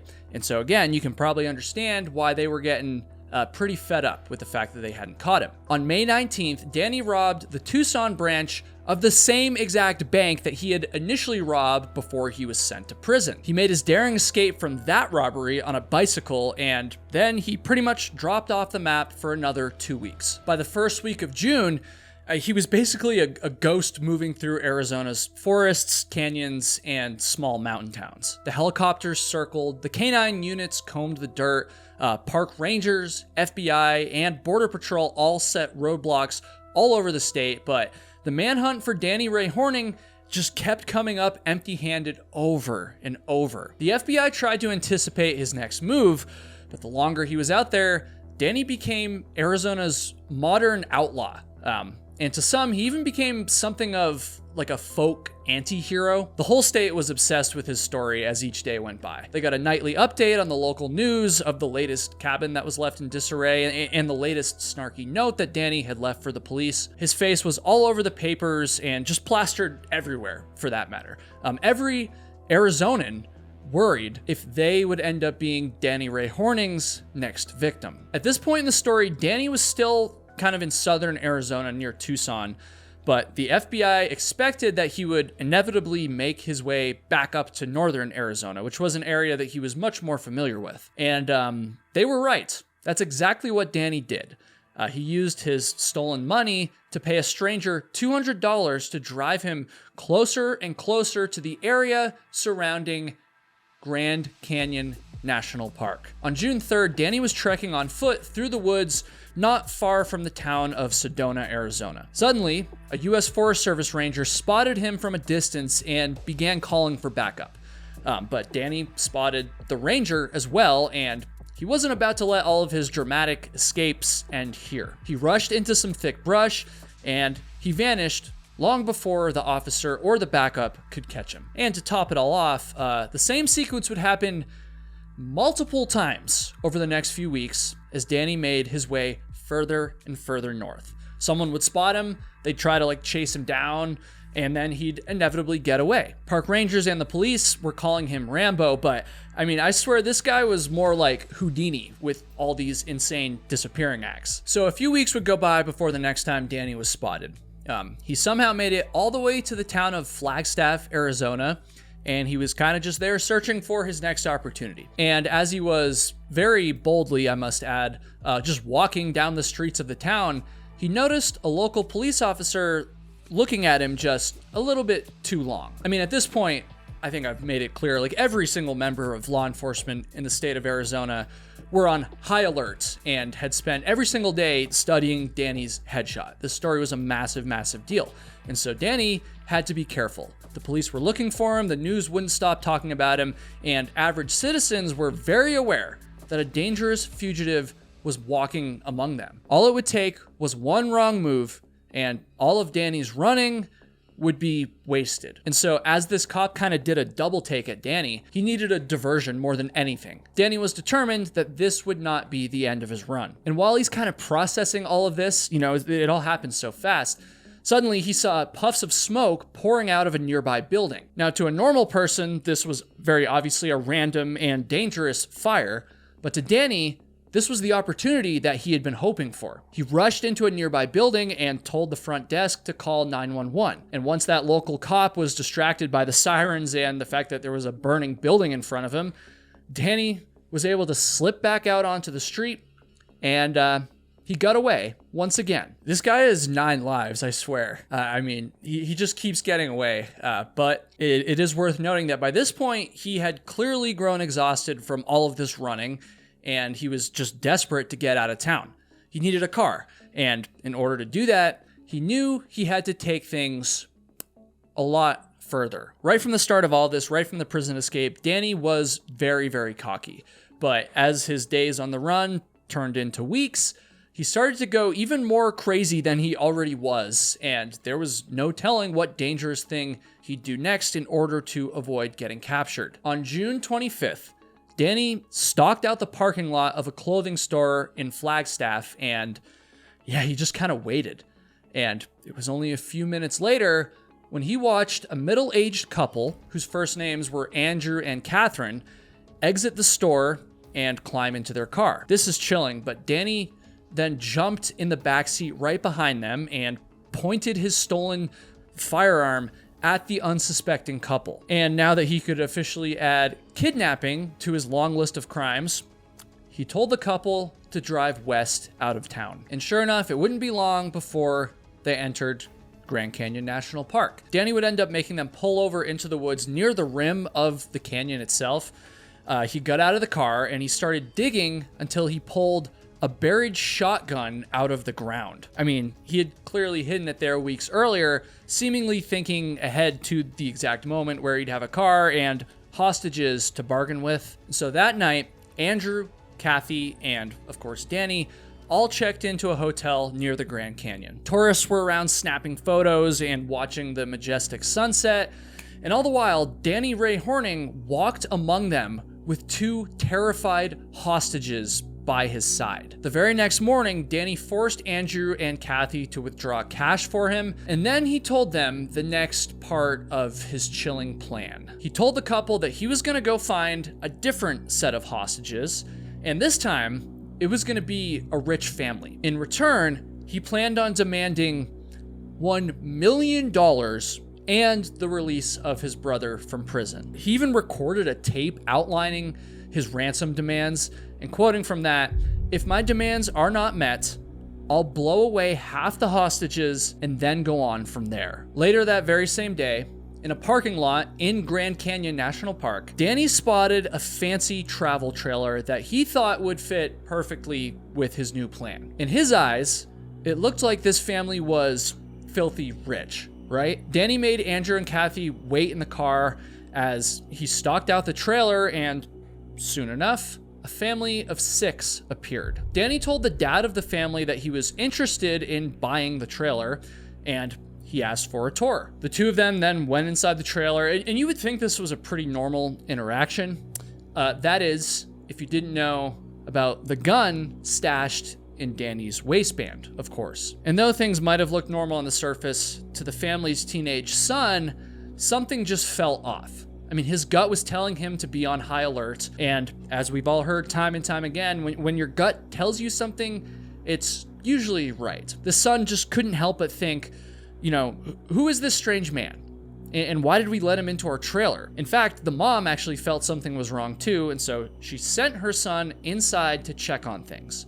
And as he walked into the trailer, he saw Danny Ray Horning pointing a firearm directly at his dad. Without missing a beat, the boy ran back out and waved down a national park ranger who was standing a few dozen yards away. The boy yelled, quote, "You've got to stop him. He's taking my dad. He's kidnapping my family." And you're probably wondering, was this the fatal mistake that Danny had been trying to avoid this whole time? Was this the moment where he finally took things too far? As it turns out, Danny was thinking those things too. He began to sweat and panic and just try to think of any possible way to get out of this situation. That park ranger quickly sprung into action, but the last thing he wanted to do was to have a shootout in a crowded parking lot in the middle of a national park. I mean, that's insane. And though Danny suddenly found himself backed up against the wall once again, as we all know, he's crafty and he had gotten out of tough situations like this before. Would this one be different? Would the real life Rambo or the national park Rambo finally be caught? Well, let's find out. And so Danny ducked out of the trailer and jumped back into the car that Andrew and Kathy were still waiting in, and he sped out of the parking lot, narrowly swerving past pedestrians. The ranger got in his car and drove after him, and pretty soon 2 more patrol cars joined in pursuit. And so just like that, we now have a full-blown car chase on our hands in the middle of one of the most visited national parks in America during the height of tourist season. As they chased Danny and his hostages through the park, Danny fired gunshots out of his window. One shot even punched through the rear window of a ranger's truck, but thankfully, no one was actually hit. The chase went on until Danny found himself heading straight towards a gate at a super high speed, obviously. The rangers slowed down because they knew that a sharp turn was coming up, but this turn clearly snuck up on Danny because he skidded and crashed right into that gate. And so this looked like the beginning of the end for him. But as fate would have it, it wasn't. Danny ended up slipping out of the car and running away on foot, narrowly escaping yet another close call, and somehow, miraculously, Andrew and Kathy were alive and well in the backseat of the car that he had just crashed. Or I should say, they were alive, certainly, but I doubt they would have described their state as well in this moment, so my bad. When I said that Danny Ray Horning had 9 lives, I think I might have actually been underselling it. He might have 1 million lives. And given how many times he had narrowly escaped by this point, you can probably understand the frustration and rage that park rangers were feeling. You can probably even understand why many of them might refuse to talk about this story to this day. By Independence Day weekend, early July, Danny was more than just a fugitive, right? He was a nationwide villain and a living, breathing example of nearly 2 months worth of failure on the part of the authorities, who still hadn't caught him despite countless close encounters. And it would be one thing if he had just dropped off the map and had just been flying completely under the radar, but no, he had almost been caught so many times by this point. Multiple law enforcement officers or park rangers had been within mere feet of him, and yet he was still on the run. The pressure to catch Danny Ray Horning was intense, because everyone knew that it was only a matter of time before he pointed his gun at another innocent victim, and also it was only a matter of time before he pulled the trigger.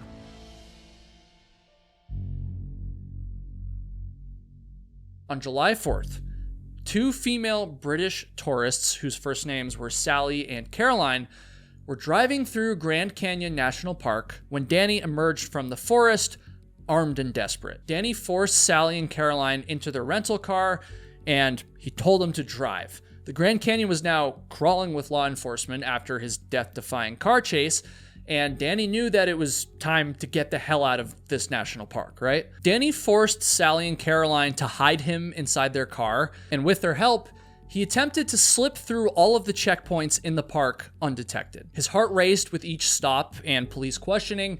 Would the tourists that he had kidnapped stick to the plan, or would they signal that something was wrong? Would they signal for help? Every time they drove up to a checkpoint, Danny wondered, is this where I'm finally gonna get caught? Is this the end of the line? There was one checkpoint in particular where a park ranger noticed the terrified look on the women's faces. He peered into the back window and he saw Danny trying to kind of like shield his face, right? And the ranger was immediately on edge, probably thinking, did I really just find the most wanted man in America? Like, is this happening? The ranger asked Danny to step out of the car, and he carefully compared the real man in front of him to the mugshot that every cop on the West Coast probably had in their pocket at this point. As Danny began to sweat a little bit, Sally and Caroline were absolutely petrified, and they stayed quiet. They didn't want to mess anything up and put their lives in even more risk than they already were. And at the same time, this park ranger knew that the stakes of this search were enormous, and he didn't want to bring in the wrong guy and waste a bunch of precious time and resources. And so he searched the car a little bit more, but then he second-guessed himself, and he let them go. That's right. Danny had escaped once again.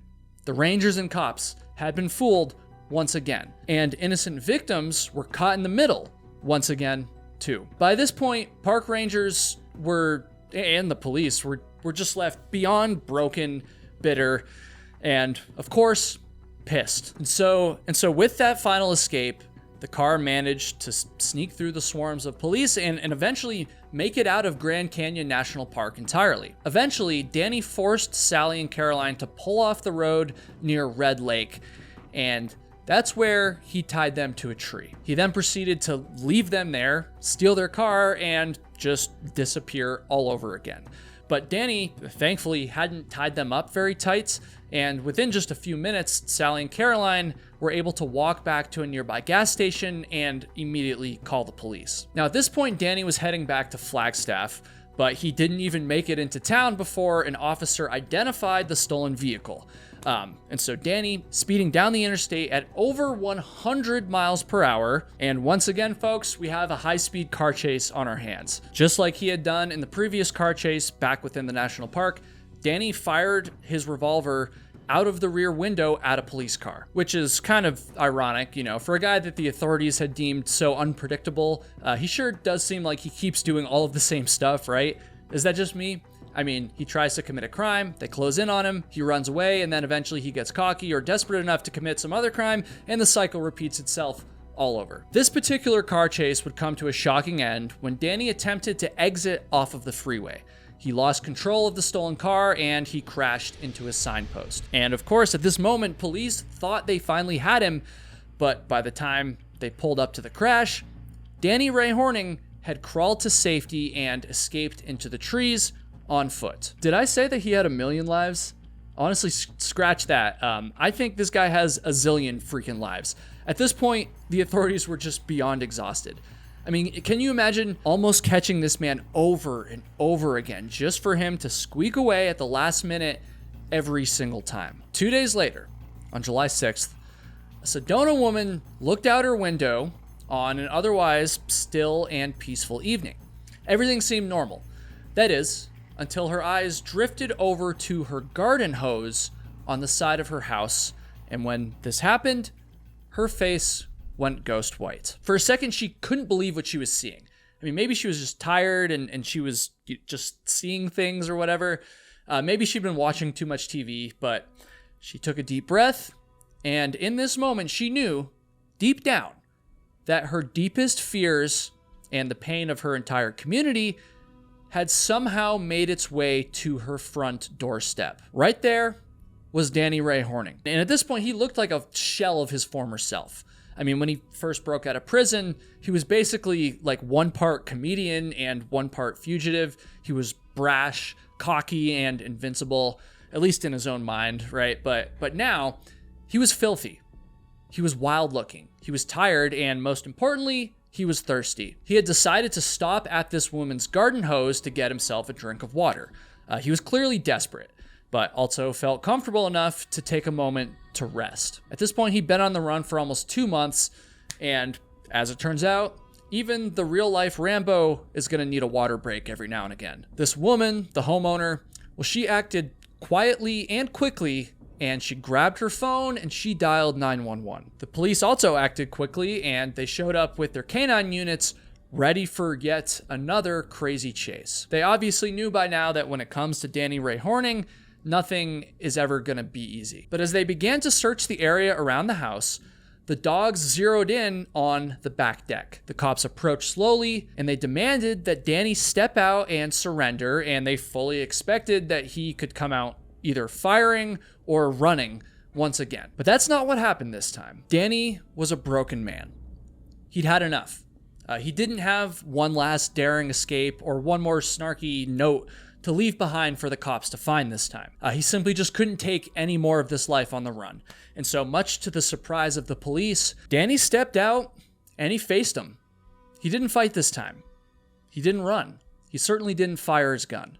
Instead, he looked at the officers with a slight smile and he said, quote, "It was a really fun chase." Danny finally gave up and he was brought into custody. And law enforcement all over the state of Arizona were finally able to breathe a massive sigh of relief. And though this may have been the end of the manhunt for Danny Ray Horning, this is not the end of the story. There was a few things I mentioned at the very beginning of the video that you might have even forgotten about at this point, like that catfish farm or the garbage bag the fisherman pulled out of the river. Yeah, we need to get into some of that stuff. And so after 54 days on the run, Danny now faced dozens of new charges, obviously, kidnapping, armed robbery, attempted murder for firing at the cops and stuff, auto theft. And honestly, it's a little crazy to think that with all of the reckless crimes he had committed, his final capture, under that deck or whatever, was relatively uneventful. I mean, think about this. Like, they couldn't keep him in prison. He escaped. They couldn't stop him in a gunfight. They couldn't even contain him within Grand Canyon National Park. And they definitely couldn't catch him after he crashed his car at 100 miles per hour. Nope. At the end of the day, Danny was just tired and thirsty enough to get a little bit stupid, and he picked the wrong house to stop at for a drink. And so now we're going to leave Arizona and we're going to return to California and the San Joaquin River. And this is where we first met that seriously unlucky fisherman at the beginning of the video, a man named Mark Lawson. So after he had reeled in that freshly severed leg in the garbage bag, he immediately alerted the authorities and police searched the river, finding more and more body parts that were stuffed into plastic bags and even weighted down with cinder blocks. After further police investigation, the authorities recovered several items, including a pair of pants, a wallet, and a steak knife. And when they found that steak knife, they began to wonder, could that have been the tool this mysterious killer used to, dismember the victim? I'm just gonna say it. Police also found a local witness that had seen a white Jeep Cherokee traveling back and forth to the banks of the river. And the witness just couldn't shake the feeling that the driver of that car was up to no good that night. He didn't know the details, but once again, this gut feeling was correct. Ultimately, the police were able to analyze all the evidence and identify the victim as a man named Sammy McCullough. McCullough was a local marijuana dealer and a catfish farmer. And that's a notable detail because you might also remember that Danny Ray Horning worked on a California catfish farm at one point in time earlier in his life. And not to totally derail us here at this really important part of the story, but I'm from the Northeast and I'm already not super familiar with normal farms. And so the idea of a catfish farm just immediately makes me think of some old McDonald looking farmer in a straw hat milking a giant catfish the size of a cow. I know that's obviously not what a catfish farm is like, but the image in my head is just so crazy that I had to share that here. Should we cut this out? I don't know. Anyway, so evidence found at McCullough's home and along the riverbank suggested that he had been killed at his residence, and after the scene of the crime was thoroughly cleaned, the killer had actually driven McCullough's own white Jeep to dispose of him in the river. Investigators combed through McCullough's past and found a history of conflict between himself and two former employees of his at the catfish farm named Stephen and Danny Ray Horning. Apparently, Danny's brother Stephen had previously been arrested for robbing McCullough, and so these three guys already had quite the history. McCullough pressed charges against Stephen, which of course landed Stephen in prison. And that didn't go over very well for our real life Rambo. Danny vowed to kill McCullough as payback. But it wasn't until over 2 years later, after his chaotic 2 months in Grand Canyon National Park, that he finally faced extradition to California, where he stood trial for the 1990 murder of Sammy McCullough. Prosecutors had enough evidence, and on top of all of his charges for his Arizona antics, Danny Ray Horning was convicted and he was sentenced to death. As far as I'm aware, he still remains on death row at San Quentin State Prison, but in Arizona, his legend still lingers. Danny Ray Horning wasn't just a criminal mastermind, but he was a survivalist. And he was also one of the most cocky and most reckless criminals that I've ever covered on this channel, and he showed how dangerous just one man can become, especially when he's desperate and has nothing to lose. In 2003, this hiker opened up his camcorder and recorded his final message to his family. After he wiped tears away from his eyes, he closed the camcorder and he grabbed his water bottle, but he questioned whether he should even drink the murky liquid that was inside of it. And then, with fear in his heart, he grabbed his pocket knife. Oh, and before I go on, I should mention that the hiker was doing all of this with just one hand. Folks, do I have a story for you today? This one's absolutely insane. It's a true man against wilderness type of situation. It's a tale that's almost too unbelievable to be true, with a physical and mental toll that I'm just gonna be honest is shocking to hear about at some points. In fact, there's actually a decent chance that you've already heard about this story because there's a pretty popular movie that was made about it, but I'm gonna let you figure that out as we go. It'll be a fun little game. And also, let's just say that the movie may not be the most accurate telling of this story out there because what actually happened is crazier than anything that Hollywood could have possibly made up. And so without further ado, let's go back in time together to the 1980s, where we're gonna meet a boy named Aaron. Now, as a kid, the mountains of Aaron's home state of Colorado, or is it Colorado? I don't know. These mountains really called to him. And by the way, this wasn't just a casual interest. This is something I can relate to as someone who grew up in mountains, in Vermont.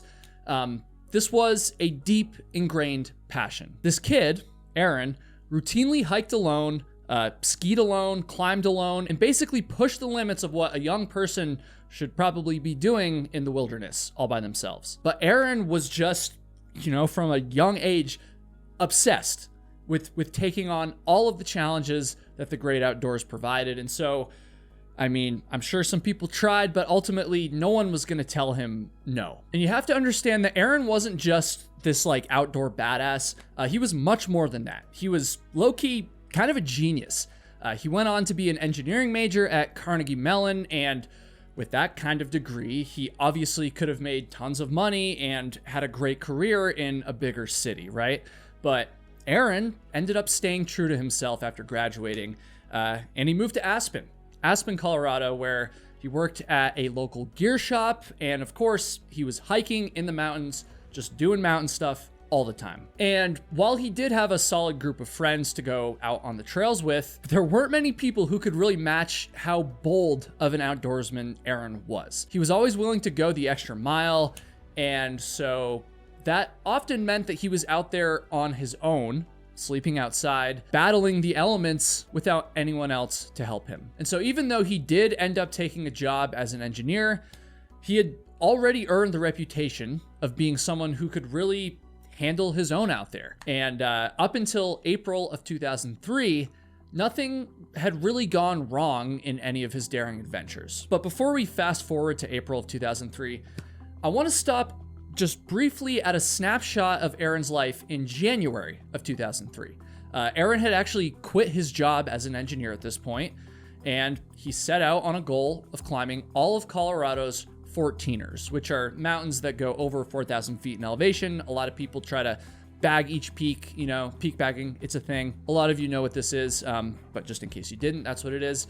And the reason I want to stop at this point is to tell you that 3 months before the event that I'm going to be talking about shortly, the event that made international headlines and later turned into a movie, Aaron and two of his buddies actually survived something pretty insane on one of their climbs. That would be a Category 5 avalanche, which I'm not an expert on avalanches, but that's pretty big, right? And the reason I mention this and what's really interesting about it is instead of that experience bringing Aaron and his friends closer together, it actually created the opposite effect. Aaron's friends were pissed off at him.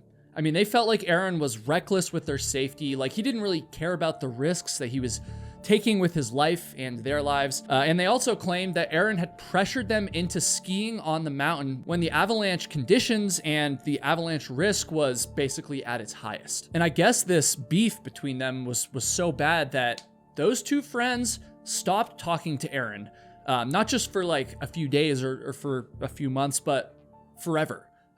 They literally never spoke again. And I'm sure this hurt, right? And so at age 27, Aaron did some reflecting, something I think we all need to do every now and again. And he swore to himself that he'd try to change his attitude and drop some of his ego. Despite how hurt he was, he wanted to take this experience as a lesson. And so over those next few months, let's just say that, yeah, he did a lot of soul searching. And that's where we found Aaron on April 26th, 2003. Since the avalanche earlier that year, Aaron had gone on a few solo adventures to try and clear his head and to just to think about his life, right? And it's important to mention that oftentimes he wouldn't tell anyone where he was going, or hell, he wouldn't even tell people that he was going out at all. He'd basically just leave one morning and, you know, sometimes he'd reappear that night, or he'd reappear after a few days or even a week. And this time, well, it was supposed to be no different. Aaron had planned an afternoon solo canyoneering trek in Blue John Canyon, which is a remote slot canyon in southeastern Utah, which is part of the very large and very desolate Canyonlands National Park. His plan for this trip was very simple. He would head out in the morning and he would return home by nightfall. But folks, how do I say this? Aaron would not return by nightfall. So this wasn't just like a simple hike like I did when I was in Canyonlands. This is canyoneering, which is something I have not done, but it's very popular here in Utah. It's pretty much like a full sport. It's definitely, from my understanding, a level above hiking. You have to be prepared to like scramble, down climb, rappel up, rappel down, and even swim at times. That's what I think anyways. Like I said, I haven't done it, but it's intense, right?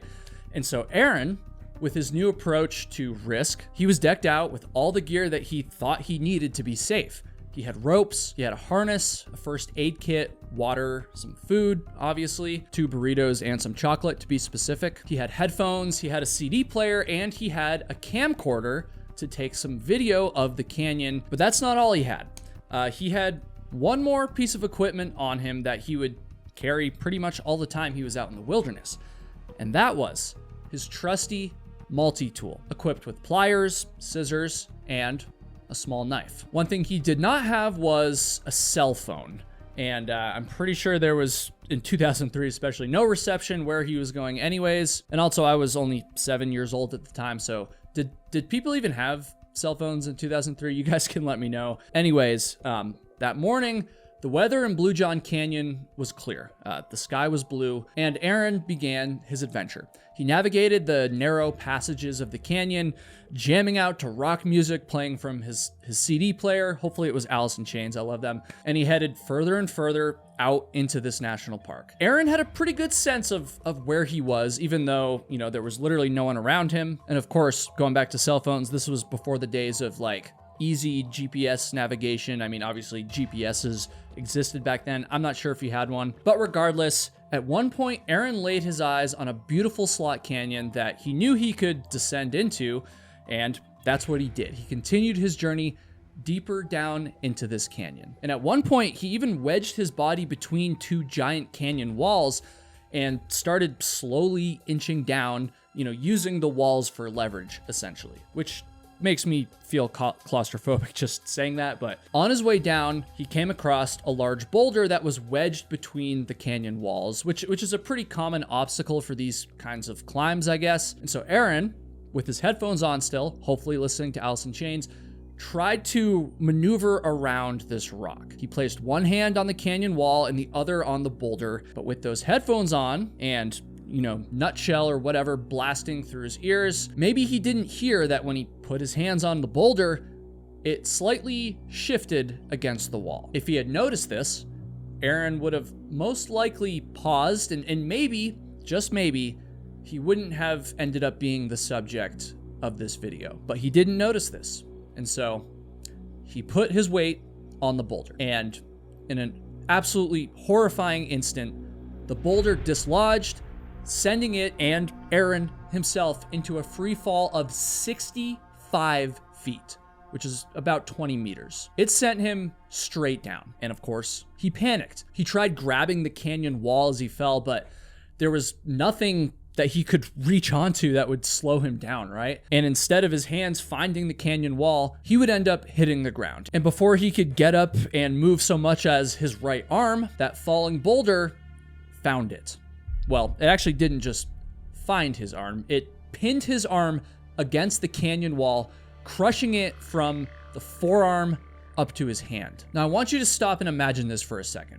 You survive a fall from the same height as a 7-story building, only to be met with the most excruciating pain that you've ever felt, aka your hand being crushed by an almost half-ton boulder. At first, Aaron went into shock and also anger at himself. I mean, he had literally spent the last few months thinking about if he was being too risky in the outdoors, and of course feeling guilty about those lost friendships because of the decisions he'd made and the risks he'd taken in the outdoors. But now he was stuck and he was paying the full price for that risk that he had taken. He was quite literally in a jam. And so Aaron made a desperate attempt to try and free his arm, right? He pulled, he twisted, he strained himself and his body in any possible way that he could even think of. But despite all this effort, the boulder did not budge one bit.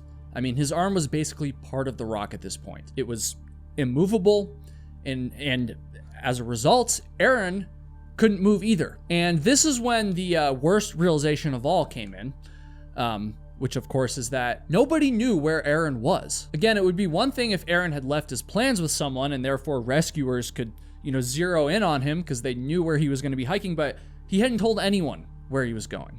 No one was going to be coming for him. Now, if any of this story sounds familiar to some of you, that's because maybe you're starting to recall the famous movie that I mentioned in the beginning of the video. And if you have seen that movie and you do know this story, then, well, you know that things are about to get even worse, if that's even possible, which it is. So Aaron quickly began to kind of assess his situation after trying all these things.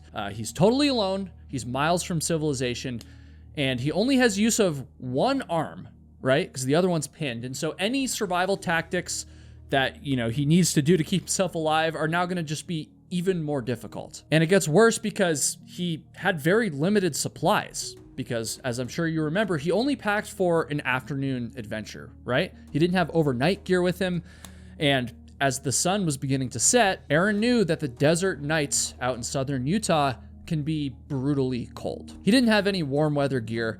He was literally only wearing a t-shirt and shorts. He tried to chip away at the boulder with his multi-tool knife, but that failed to even make a dent on the rock, and it only made his knife duller. He tried to use his ropes and his harness to rig a pulley system to create even a millimeter of space between his arm and the boulder. But again, this was a failure. The boulder was just too big, too heavy, too perfectly wedged onto his arm. And then a very brief, unrealistic idea came through his head. An idea of how he could potentially free himself. A brutal, bloody, unimaginably painful idea. I think you might know where I'm going with this. But let's shake that off. I mean, that would literally be Aaron's worst case scenario, right? He wasn't going to resort to that. And so instead, he opted to just patiently, anxiously wait for a rescue. What else could he possibly do? The first night under the stars, Aaron was left with endless thoughts, and of course with the agonizing pain in his right arm and his hand. And so to get his mind off of all this craziness and anxiety, Aaron made plans to conserve his 1 liter of water and his food. He started to get strategic. He kept his backpack on to shield himself from the cold as best he could, and he spent the night huddled against that canyon wall. By the time the sun rose the next morning, he was exhausted. He obviously didn't sleep since he was standing straight up the entire night. I mean, he couldn't even sit down, right? And he knew that he was going to be there for at least another day unless, someone miraculously figured out that he was missing and a rescue team was dispatched, which they didn't, obviously, and they weren't. And so Aaron, being an engineer, came up with one quick solution to his standing problem. He rigged his harness to suspend himself and take the weight off of his legs, essentially creating a seat. And this allowed him to kind of lean back. Even though he could only do this in 20-minute intervals because of how the harness reduced blood flow to his legs, this was still a win, right? I mean, certainly his first win since this situation started. The next few days went kind of like this for Aaron. A few tiny wins as he figured out how to survive and keep his odds of rescue above 0%, but mostly a lot of pain and hopelessness. He continued to chip away at the boulder and to try to pry his arm free, but his efforts were always fruitless. The burritos and the chocolate that he had taken with him obviously didn't last very long. His water supply, though carefully rationed, was diminishing fast. And the long days and the cold nights were starting to cause him not only physical stress, but severe mental stress. I mean, can you imagine this? The only thing that he had that wasn't a total bummer for Aaron was his camcorder, which he used to document his experience, tell stories, and even leave messages for his loved ones. I don't know how much this helped, but it at least kept him a little bit entertained. But towards the end of day 4, we're now 96 hours stuck at this point, and no sign of a rescue team. Aaron looked at his arm, and a new fear entered his mind. His arm was quickly losing circulation. I mean, it wasn't just swelling, it was turning black and becoming a source of intense, throbbing agony. The tissue was dying, and he knew what that meant. Infection. Infection was now a looming threat, and with it came the potential for sepsis and even death, which it's not like starvation or dehydration are pleasant ways to go either, but from my limited knowledge, sepsis is probably worse. The canyons, which used to be this place of comfort and soul searching for Aaron throughout his life, had now essentially become his tomb. And so he recorded a final video message on his camcorder to say goodbye to his family and acknowledge the love that he had for all of them. I mean, you gotta remember, he had spent most of his time stuck here thinking about them and about, of course, his own life. Things like what he had accomplished, his regrets. I'm sure he thought about that avalanche, the 14ers that he wouldn't be able to climb now, and I'm sure he thought about his friends and those former friends who he had kind of fallen out with. I mean, would they even care if he died? Should he have let someone know that he was leaving?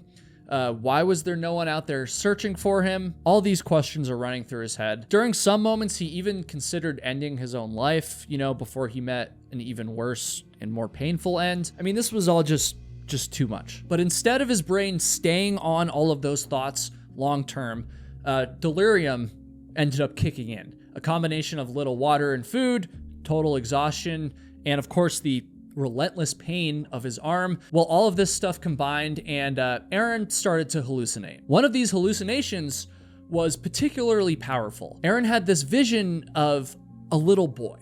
Not just any little boy, by the way, but a child who he felt was his future son. And in this moment, a switch kind of flipped inside of his head. He realized that the hallucination was of a future that he desperately wanted to live to see. Maybe this was the kind of thinking that Aaron's former friends had been wanting him to arrive at in order to take less risks in his life. This hallucination, this vision, could not have come at a better time, because now Aaron's mind was fighting for survival despite the fact that his body was failing him. By the end of day 5, the situation was beyond dire.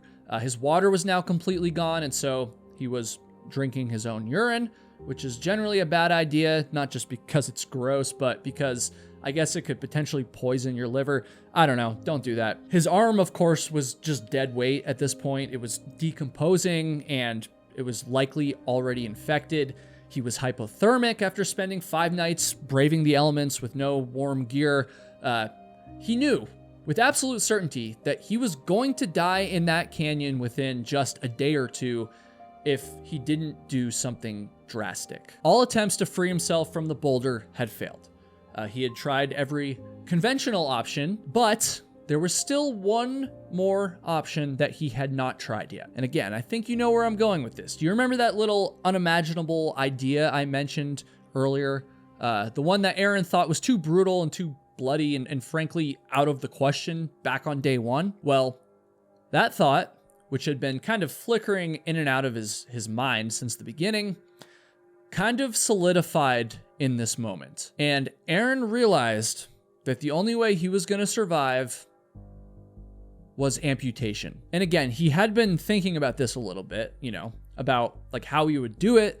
He had been kind of testing the knife against his skin, but now he knew that it was the only chance he had. With no sign of a rescue team, he was gonna have to get himself out of this canyon. And so he thought about it some more, and eventually he knew what needed to be done, and he knew how he was gonna do it. But the act itself, I don't think anyone is going to be prepared for that. So I don't always do this. Maybe I should more often. Maybe I shouldn't. I don't know. But I'm going to give you a warning now. I'm going to prepare all of you for a few minutes of this story that I'm sure will go down as the most painful of Aaron's life. And I feel like now is the right time to tell you that this next part also happens to be the climax of the scene of the movie that I've been telling you about this guy, which, if you haven't guessed by now, is none other than 127 Hours. Now, this movie scene literally caused people to pass out in their seats due to just how brutal it is. And so my version is not going to be as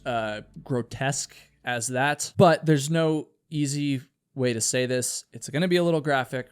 Okay, you've been warned. So Aaron assessed his tools, and his best option was the small blade on his multi-tool knife, which he sharpened on a nearby rock. But folks, that was the simple part. The rest of this was essentially going to be a very painful engineering problem, because he needed to figure out a way to not only cut through his arm at the right angle, breaking the nerves and the tissue, but he also needed to figure out how to get through the bone. And so just before he started breaking skin, he realized that the knife was going to be too dull to break into the bone and the thick muscles, in his arm. And this next moment, this huge decision, is where Aaron's story goes beyond a mere survival tale and becomes a testament to the absolute limits of human endurance. His little knife had no chance of cutting through literal bone, right? And so he was gonna have to do that part himself. He created a vise using the wall of the canyon, and he actually tried to break the bones of his forearm. And this is just crazy, right? Can you imagine purposely bending your arm so far back that your bones shattered? Theoretically, this would hurt a little bit less for Aaron because, his nerves were already dead in that area and he had lost a lot of blood flow to his hand and his forearm, but that theory of it being less painful proved to not be true. This was absolutely excruciating for Aaron. Muscle tearing, nerves tearing, until finally Aaron heard 2 snaps as his forearm folded. He sighed, and then he strangely smiled. And he smiled because, in a sick, twisted way, this was actually the first step towards his freedom. But it wasn't over yet. Now that his forearm bones were pre-sliced, we'll say, Aaron's knife would be able to do the rest of the work. He began the process of self-amputation. He started to cut through all of his muscles, his tendons, his nerves, and every time he got through one, by the way, it felt like he was being electrocuted. He tried to disassociate from this experience, pretending like he was slicing up some animal that wasn't him. He stayed focused on the task, his mind fixed on one goal, which was to escape. I'm going over this relatively quickly, but folks, this took him over an hour. Over an hour of this unimaginable pain. I don't even need to describe it anymore.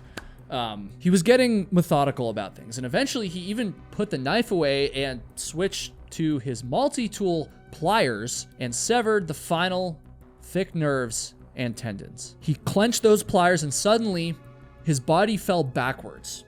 And he kind of like looked up and he saw that his right arm was still attached to the rock, which is brutal. But after over 5 days of being trapped in this moment, Aaron was free. The immediate aftermath was a flood of relief, but that was quickly followed by panic. And that's because Aaron had to get out of that canyon quickly and get some real medical help, obviously. He tied up his wound using his camelback tube from his hydration pack, and he began hiking through the narrows of the canyon, trying to go towards the sunlight that he saw. Just as he thought that he had made it through a pocket of open air, he kind of looked down and disaster, folks. A 65-foot rock face was standing between him and the ground. Now, this to me is where Aaron's lifelong dedication to the outdoors and his skills and abilities really came into play, because very few people could have survived what Aaron already had up to this point. And I don't know anyone on earth, certainly not myself, who could then, after going through all of that, rappel down a 65-foot sheer rock face with one arm while the other one was actively bleeding out. That's insane, right? But it was his only option.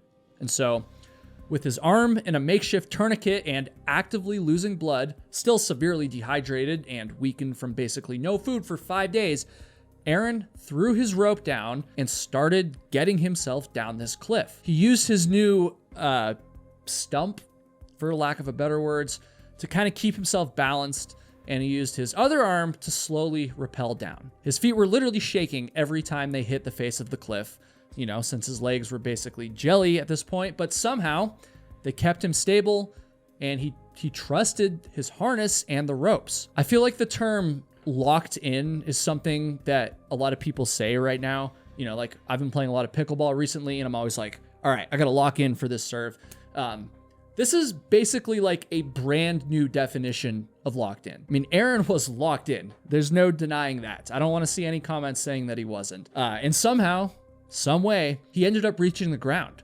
And when he looked up at what he had just conquered, I'm sure at this moment he probably felt like a badass, and deservingly so. So Aaron made it down this cliff, but he still had many miles of terrain to cover before he could get help. And so he kind of stumbled through Blue John Canyon, just praying that he would see someone, anyone, right? Anyone who could possibly help him. But after over an hour of wandering, the clock was ticking, right? This was in the middle of the day, and so the sun was blaring. And once again, just in case you forgot, Aaron was severely dehydrated, losing a lot of blood, and now his vision was starting to get blurry. He was having to take a ton of breaks just to rest, just to gather up enough strength to continue. And so now he was starting to worry that he wasn't moving fast enough to get to the main road. And of course, this is when a new awful thought began to enter his mind. Was he going through all of this, cutting his arm off, surviving barely for 5 days out there, just to die after escaping from that boulder? He's thinking about this. He's reflecting on his life once again, and he was getting ready to give up, frankly. Not mentally, but physically. He just couldn't go on. And all of a sudden, he sees 3 figures out in the distance. Aaron started screaming for help, just in case those figures happened to be people. He wasn't even really sure. And sure enough, this family of 3 from the Netherlands, who were probably very confused, ran up to Aaron and offered him some water. Aaron was able to get a few words out about what happened. The family obviously saw him bleeding a lot, but instead of freaking out, the family leaped into action and they helped him get into their truck and they drove him to a main road. As Aaron kind of floated in and out of consciousness in this car, he heard the sounds of air being cut through by giant blades. But he wasn't hallucinating this time. It turns out that his friends from Aspen, who were concerned that they hadn't heard from him in a few days, had in fact alerted the authorities that he was missing, and helicopters had been dispatched to the area in order to try to find him. Aaron's rescuers, this family, flagged down the helicopter, and Aaron was airlifted to a hospital in Grand Junction, Colorado. He may have been in critical condition, but he was still alive. I mean, isn't that just insane? They were actually able to stabilize him at the hospital, and that's when his recovery began. It was brutal. physically, he had to heal from the amputation and all the trauma to his entire system. Mentally, he had to process what the hell had just happened, the near-death experience, multiple surgeries, prosthetics. And once all that was done, he had to process, adapting to life with only one hand. On Aaron's 28th birthday, he would end up returning to Blue John Canyon with a present that he had been given. That was the ashes of his right arm, which had been recovered from the boulder and ultimately cremated. Instead of keeping these ashes as a testament to his survival, Aaron would go on to spread the ashes in the area around where he was trapped, which he feels is where the ashes belong. Now, when all of this came out, the world, and I literally mean the world, was captivated by Aaron's story. His memoir, which was called Between a Rock and a Hard Place, which I'll link below, was published in 2004.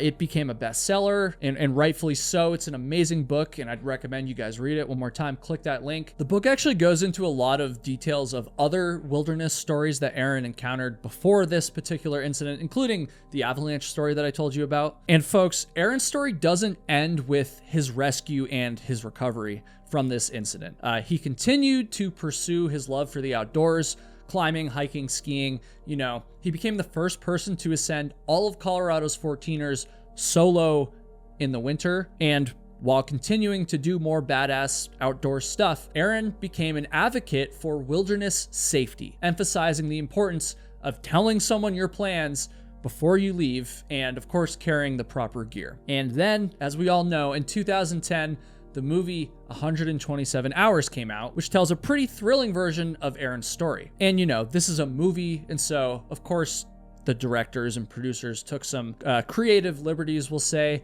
but Aaron approved of this, and he was even at the premiere of the movie. Apparently, Aaron even allowed the director of the movie, which was also the star of the movie, James Franco, to watch all of the tapes that he recorded while he was stuck in Blue John Canyon. Oh, and do you remember the hallucination that Aaron had while he was in the canyon? The one that inspired him to fight for his life, the one with that little boy? Well, the same year that the movie came out, 2010, is really when the best part of Aaron's story happened. He had a son, and a few years later, he had a daughter. At this point, Aaron's about to turn 50, and is living out his dream of being a father, a dream that was born out of one of the most gruesome, death-defying situations of all time. In 1998, a group of school children and their teacher took a field trip to the mysterious Devil's Punch Bowl, a remote desert canyon outside of LA known for disturbing stories, missing persons, and just some dark, dark history. This group was hiking along when all of a sudden, they spotted a jogger on the trail, and to their surprise, they actually recognized him instantly. This man was a canine police officer who had recently visited their classroom. For a moment, this was a very fun and heartwarming encounter, the kind of thing that you'd never expect to turn into an unexplained mystery. But just a few hours after they parted ways, locals heard a single gunshot echo through the canyon. Suddenly, this popular hiking spot wasn't just a scenic destination, it became the scene of an unsolved case, a real-life horror story, and a chilling true crime mystery involving a missing person that would haunt the community for years. And folks, today we're going to be taking our very own trip to Devil's Punch Bowl, a virtual one that is. Now, I promise this trip will be safe for us, and plus this trip is free. All you have to do is click that subscribe button. We have a goal to hit 1 million subscribers by the end of the year, and frankly, we have a long ways to go, and so I would really appreciate it. Double check that you're subscribed. Okay, now I've heard a lot of awful and weird stories that happened in places with names like Devil's something, Devil's Canyon, Devil's Tower. Hell, I even have a video here on my channel, an old one from a backpacking trip I did on a trail called Devil's Path in the Catskills Mountains. It wasn't easy, but I clearly hiked that trail successfully and made it out alive. Obviously, putting devil in the name of like an outdoor destination is a very popular thing, but I'm starting to think that we should stop naming things after the devil. I mean, can we agree on that? It just simply cannot be good for the karma and the vibes of these wild places that we're all adventuring into. I mean, with all these devil names, it really just feels like we're kind of setting ourselves up for something hellish to happen. Okay, I usually don't start my videos with a rant like that, but thank you for allowing me to get that off my chest. And now allow me to introduce you to a man named Jonathan OJ. John was the man jogging that I told you about in the intro, and he's also this K-9 police officer that ran into that class field trip in the Devil's Punch Bowl on June 11th, 1998. Now, on the surface, some might say that John OJ's life was pretty much the definition of success. He was an accomplished Army veteran, having served as a Special Forces paratrooper, which already makes this guy a total badass, obviously. I mean, he would literally parachute into combat zones, which is crazy. I guess driving into combat zones just isn't as cool, right? I'm telling you, he was elite. John went on to become a longtime deputy with the Los Angeles County Sheriff's Department, working as a K-9 handler for their Special Enforcement Bureau. His K-9's name was Bosco, and according to everyone who knew them, Bosco and John were super close, even by K-9 standards. LA County has the largest sheriff's department in the whole country. They cover a massive area and have to deal with some of the most challenging cases that you can imagine. And so John was obviously the type of guy that was up for that challenge. And as if his life and day job wasn't intense enough, John spent his free time training for ultramarathons and climbing mountains. John had been married to his high school sweetheart, Deborah, for 12 years, and they had a 5-year-old daughter named Chloe. John was 6 feet tall, 165 pounds, and obviously incredibly fit. He was great at his job. He loved his family. If I hadn't already told you this guy's name, you'd probably think I was talking about like Superman or something. And so on June 11th, 1998, John parked his white Ford pickup truck in the Devil's Punch Bowl parking lot. He threw on his green day pack and he set out for a trail run around Mount Baden-Powell. The time was about 11:45 in the morning, and he had told his wife Deborah that he'd be home from his adventure sometime in the evening, say right around when it gets dark. John had planned a very long training run for this day, which is something that he had done many times before, literally in this exact location, right? Hell, John and some of his coworkers had even run a 50-mile trail race the weekend before, which happened to be his 6th race at that distance, which is just insane. Oh, and he didn't stop at ultramarathons either. He had also led 10 different climbing trips up Mount Whitney, which is the tallest mountain in the contiguous United States. At this time, John was in the middle of training so that he could run the Western States, which is one of the more popular 100-mile ultramarathons in the US. And not long after he started his run on June 11th, he was seen first by that class of children. They obviously recognized him, and he kind of stopped to chat with them for a bit. He told the teacher that he was likely going to be out until around sunset, which matches the story that he told his wife. Now, we've all heard the joke about how weird it is to see your teacher, outside the classroom, out in the real world, but this situation has to be the next weirdest version of that. I mean, imagine being way out of town on a field trip and all of a sudden one of your former guest speakers is just jogging past you in the middle of his 20-mile run. I don't know, maybe it's not as strange as I'm imagining it, and maybe it just speaks to the tight-knit community of the greater Antelope Valley area, but the coincidence of this happening on this exact day is still pretty wild to me, and you're gonna understand why in just a second. John eventually said goodbye to the school children and continued on his run. And then later, a jogger fitting John's description was spotted by 2 camp employees. And then the next sighting of John allegedly occurred at 6 p.m. that very same evening, where another employee claimed to have seen John with his green backpack and all walking through the parking lot back to his white Ford pickup truck. And then not long after that, a local reported something extremely unsettling to another park employee. They said that they heard one single gunshot in the Devil's Punch Bowl area. Now, this is a rather rural and remote area, and so it might not have been too crazy to hear someone, shooting guns off in their backyard or in the woods or something like that, but knowing what we know now, the fact that it was only one gunshot basically just sends chills down my spine every time I say it. Let's just recap this story real quick. We have this one mysterious single gunshot on top of tons of confirmed sightings of John throughout the day in Devil's Punch Bowl, including someone who saw him in the parking lot, finishing his run, getting ready to go home. which makes it incredibly mysterious when you learn that John did not come home that night. John had said that he would be home around sunset, right? But the sun went down, and his wife Deborah hadn't even gotten a phone call from him yet. And so obviously she began to worry. She even waited a couple more hours just in case. You know, this is a hard decision to make, whether or not you should call someone about your loved one being missing. But by 11 p.m., she finally had to make that call, right? A call that no one should ever have to make. She called the police and she reported John missing. Amazingly, there were search and rescue crews on the scene by 11:30 p.m. And I want you to think about that for a second. Authorities heard that one of their own, one of their officers was missing, and they were able to instantly mobilize and search for him within an hour, which is not typically what happens when a hiker goes missing like this. Authorities arrived on the scene and immediately sealed off John's truck as a potential crime scene, right? And over the next few days, they used thermal imaging to kind of scan the area. They drove around on ATVs, and they even busted out an Army Black Hawk attack helicopter in order to look for this man. Even some local trail running friends of John joined in and kind of ran around the area looking for him. Everyone, and I literally mean everyone, was dead set on finding John. One of his former SWAT partners was quoted saying that John's tough as nails and that they'll find him and bring him out, and he'll probably have a sprained or broken ankle. People really believed that he was going to emerge and he was going to be okay. And that mentality makes total sense to me. I mean, John was the ultramarathon man, the tough military survivalist man.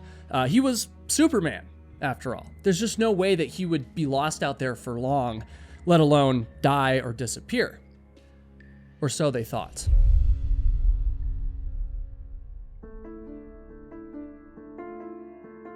As the search dragged on and on, people did eventually begin to wonder. I mean, what could have happened to John to keep him from coming home? Well, folks, the wilderness is called the wilderness for a reason. I mean, it's wild out there, duh. And with the increased danger and isolation of the backcountry, we all know that accidents do happen out there, even if you're Superman. I mean, maybe John was running and he took a misstep over a rock or a branch or something. Maybe he fell down into a ravine and was too far out of reach for search and rescue crews. And of course, the Devil's Punch Bowl area is also home to mountain lions and dangerous snakes, so maybe he had some sort of run-in with wildlife. All these theories were initially being floated around, but it didn't take long before an alternative theory, we'll say, began to surface.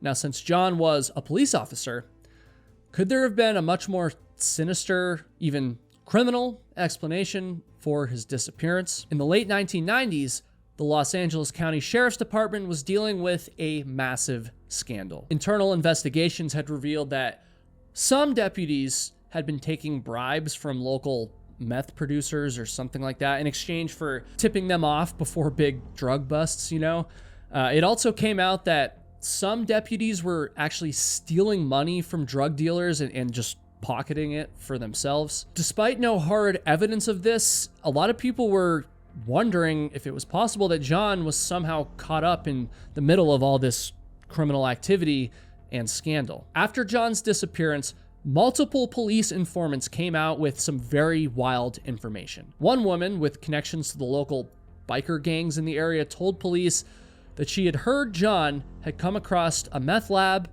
while on his run, and because of this, he was taken care of. Another informant claimed that John had discovered something else that he wasn't supposed to see and, quote, was going to be a hero and he was taken care of before being, quote, put in a hole. These tips ranged from pretty vague to very specific, but they definitely seem to at least loosely back up the idea that John could have come across like a lab or some other crime being committed by an outlaw biker gang or another violent group. However, it's worth noting that in this case, police claim to have disputed nearly all informant information, which makes sense because honestly, all that stuff sounds pretty crazy and pretty unlikely. Eventually, the informants either admitted that they were lying or the authorities just ended up catching them in a lie. One retired sheriff's department captain claimed that those informants must have been confused by all of the other deputy-involved scandals going on at the time, and that those tips should not be taken as fact. The police ended up conducting extensive informant interviews, but were quoted as saying that they could not get, quote, one piece of credible evidence from any of those interviews. So, was John killed by meth-dealing bikers, or could he have been hurt by someone in his own department? Again, I don't really know.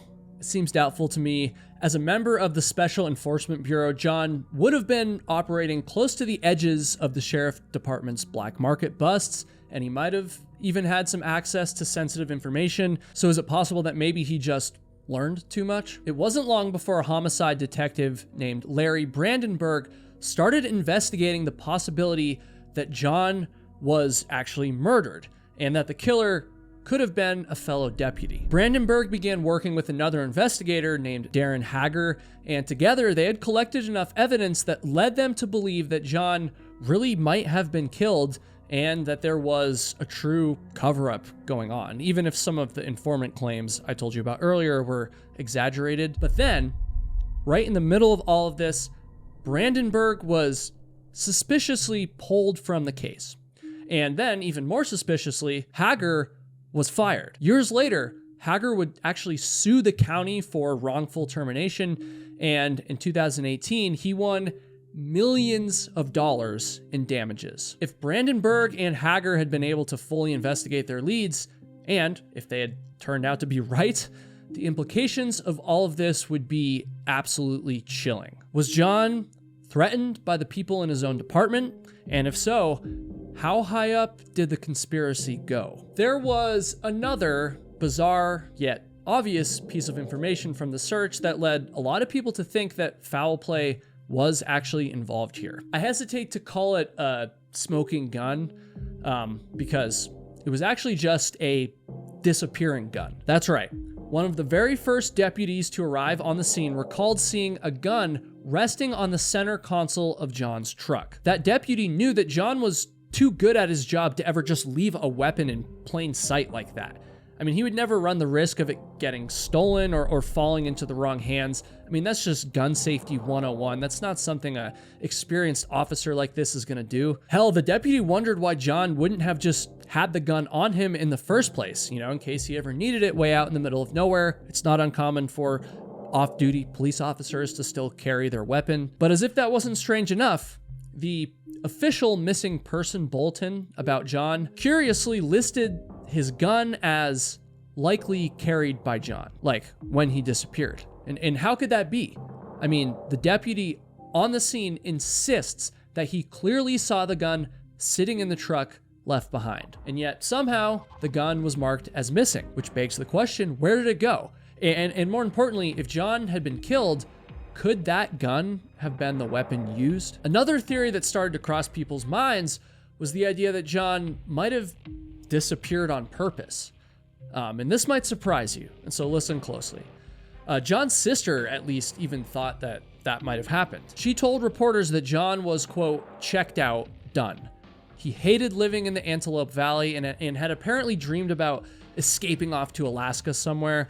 He was apparently miserable in his marriage, and his sister said that the last time that she saw John, it seemed like he was a man who was trying to say goodbye. Again, John was in the special forces, and so he definitely had all of the skills you need if you wanted to just kind of disappear like this. I mean, he would know how to live off the grid, create a new identity, and how to cover up his tracks, certainly. Maybe he had even been saving up his money in secret. John's sister didn't know how he would have pulled this off, but she was pretty sure of it. She was sure that John did not want to be found. But if that were really true, then what about his daughter, Chloe? What about this job that he'd worked so hard for? I mean, would he really be able to just leave everything behind like this? Oh, and something I just kind of glossed over for a second there, his marriage. What was that about his sister saying that his marriage was falling apart? As the search for John continued, it came to light that John and Deborah's marriage was actually coming to an end, and that John had plans to start a new relationship with a trail running friend of his named Vicky. Vicky, of course, was interviewed, and she would end up telling the authorities a slightly different story about John's trail run in Devil's Punch Bowl than the story that his wife Deborah told them. Vicky said that John described his run that day as a, quote, overnight walkabout, which one is not the same story that John told his wife or the class of school children on the trail, and two, that's a very Australian way to say that he was planning on hiking in the dark. But regardless of all that, now you're starting to see a little bit of a different picture of John's life. Maybe it all looked fantastic on the surface. You know, he's got this respectable job, he's got the wife, the kid, the success, but behind the scenes, we now see a man that was likely struggling and facing a gigantic life change. And to add on even more complications, we also know that right before John disappeared, he had turned down a promotion, a promotion to a supervisor job at the sheriff's department gun range. And this was a job that he had initially requested. Like, he originally wanted a less intense work life in the hopes that he could try and save his marriage. And this job at the gun range was going to be just that. But in the days leading up to his run at Devil's Punch Bowl, he had kind of changed his mind and told his superiors that his marriage was ending anyways, and that ultimately he just wanted to stay in his current job as the canine handler. He had also begun packing up a few of his personal belongings and even giving some stuff away to people. He packed up race medals and some of his hiking gear. He returned a family bookshelf to his in-laws, and he had even gifted his father's gold necklace to his new girlfriend, Vicky. Now, some folks might think that he was packing up all of his things because he was getting ready to move out or to skip town and just wanted to leave less things behind. But the police, in this case, had a different theory. They considered all of this information, you know, John's job was demanding, his personal life was kind of crumbling, and he was giving away his stuff. And then you pair that with the single gunshot that was heard way out in the wilderness, and it was determined that John, you know where I'm going with this, might have been planning something even more tragic than I've discussed so far. Despite an intense search of the Devil's Punch Bowl area, John was never found. That's right. They never found him or any sign of him out there. To this day, that remains true, and the police ultimately ruled his death as self-inflicted. Heartbroken, his wife Deborah would end up agreeing with this call. She noted that the last words that John ever said to her were, quote, "Have a nice life," as well as, quote, "Tell Chloe I love her." Now, you can interpret those words in a few different ways, but to me, it sure sounds like he was essentially saying, "You're never going to see me again." Now, if his family accepts the conclusion that John took his own life, then that's good enough for me. It's really not my place to make any further determination. But I will just point out a few glaring holes in this story that I just can't seem to let go of. Again, I'm not implying anything here, but I think it's worth mentioning that if John did take his own life, especially with a firearm, then how is his body never found? I mean, there just doesn't seem to be an easy way to do something like that without leaving some kind of scene for search crews to find eventually. And also, why did he tell his wife and his girlfriend two different stories? He told his wife that he'd be back by dark, and he told his girlfriend Vicky that he'd be on an overnight walkabout. Those just seem obviously different from each other, but also not really different enough. I don't know. It just raises a red flag to me. It's weird. Oh, and while we're on the topic of Vicky, according to all of his friends at the time, John seemed to be excited to start his new life with her. According to them, he was getting out of this, toxic marriage and stepping into something full of potential, right? I mean, why would he just kind of throw all of that away? If John O.J. did in fact take his own life, then that's obviously a terrible, terrible ending to the amazing and accomplished life that we covered at the beginning of this story. I mean, this guy seemed like he was invincible, and it just goes to show that there can be so much hidden under the surface when it comes to those around us that look like they're thriving. And so if nothing else, then let this story be a reminder that anything can happen, even to the people that you least expect. His disappearance and presumed death also left behind his young daughter Chloe, and frankly, she might be the saddest part of this whole story. And as if this story wasn't already depressing enough, I have even more bad news to break to you guys. I'm sorry in advance to all of the dog lovers out there, but John's canine dog, Bosco, would end up dying just a few short weeks after John disappeared. A spokesperson for the sheriff's department told reporters that the cause of death was a ruptured artery, but Deborah's mother was quoted as saying that Bosco ultimately died because of a broken heart. Which, like, man, talk about a gut punch there. I mean, Deborah's mom really didn't have to do us dirty with that quote. I mean, just one time I'd like to read a story where the dog doesn't die at the end. I mean, first it was Old Yeller, then it was Marley and me, and now it's this story.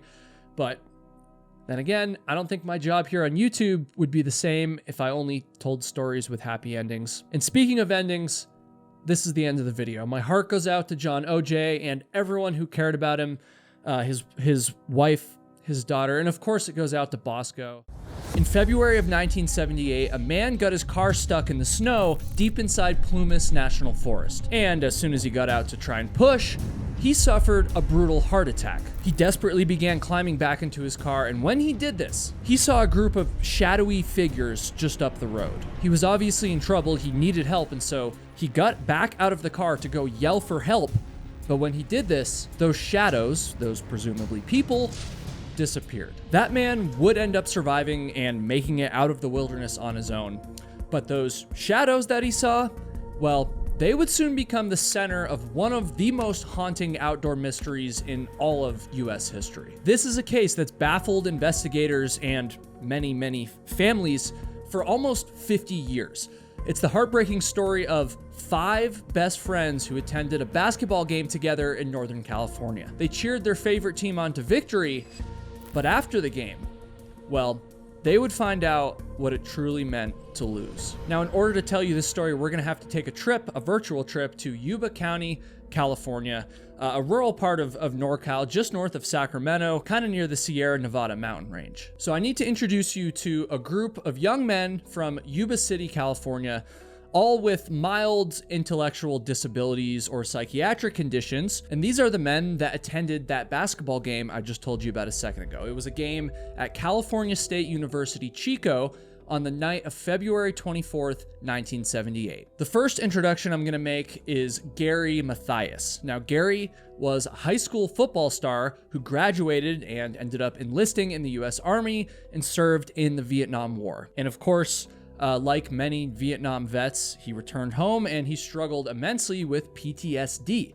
which I guess was made worse from some of his previous use of LSD, but I don't really know too much about that. Gary's behavior would soon become unpredictable, and he was eventually diagnosed with schizophrenia. At one point, his family tried to help him by placing him in a psychiatric hospital in Oregon, but Gary was still very determined and resourceful, and he managed to leave the hospital, hop on a train, and just return home completely by himself. That's kind of a side story. It doesn't really pertain to the mystery I'm going to tell you about today, but I don't know, it might just give you an idea of how independent Gary still was despite his struggles with his mental health. With the support of his family, his doctors, and regular medication, Gary would begin to recover. And then he got involved with the Gateway Gators, who were a Special Olympics basketball team composed of men with developmental or psychological challenges that was formed through a group called the Gateway Center. This basketball team gave Gary structure, friendship, and ultimately a renewed sense of purpose, right? I now need to introduce you to the second man we're going to be talking about today, and that would be Ted Weir. He was a big, fun-loving guy. He had already won gold and silver medals in basketball and track at the Special Olympics before joining the Gateway Gators, and so his athletic achievements to this point were very well documented. But of course, Ted wasn't without his own mental health battles. From all accounts, and I'm not an expert on this, but it sounds like people would probably describe him as being on the autism spectrum today.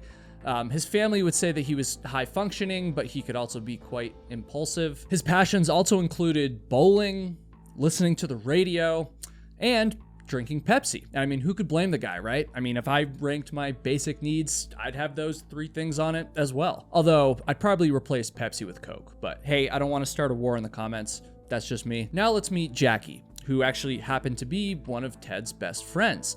His full name was Jack Hewitt, but we're gonna call him Jackie, and he also played on the Gateway Gators and worked with Ted at the local power company, which was a job that they both got through the Gateway project. His brother described him as autistic and went on to say that, quote, Jackie liked everyone and everyone liked Jackie. Jackie also suffered from asthma, but his family moved to the Yuba County area, and the climate there actually helped him improve his health.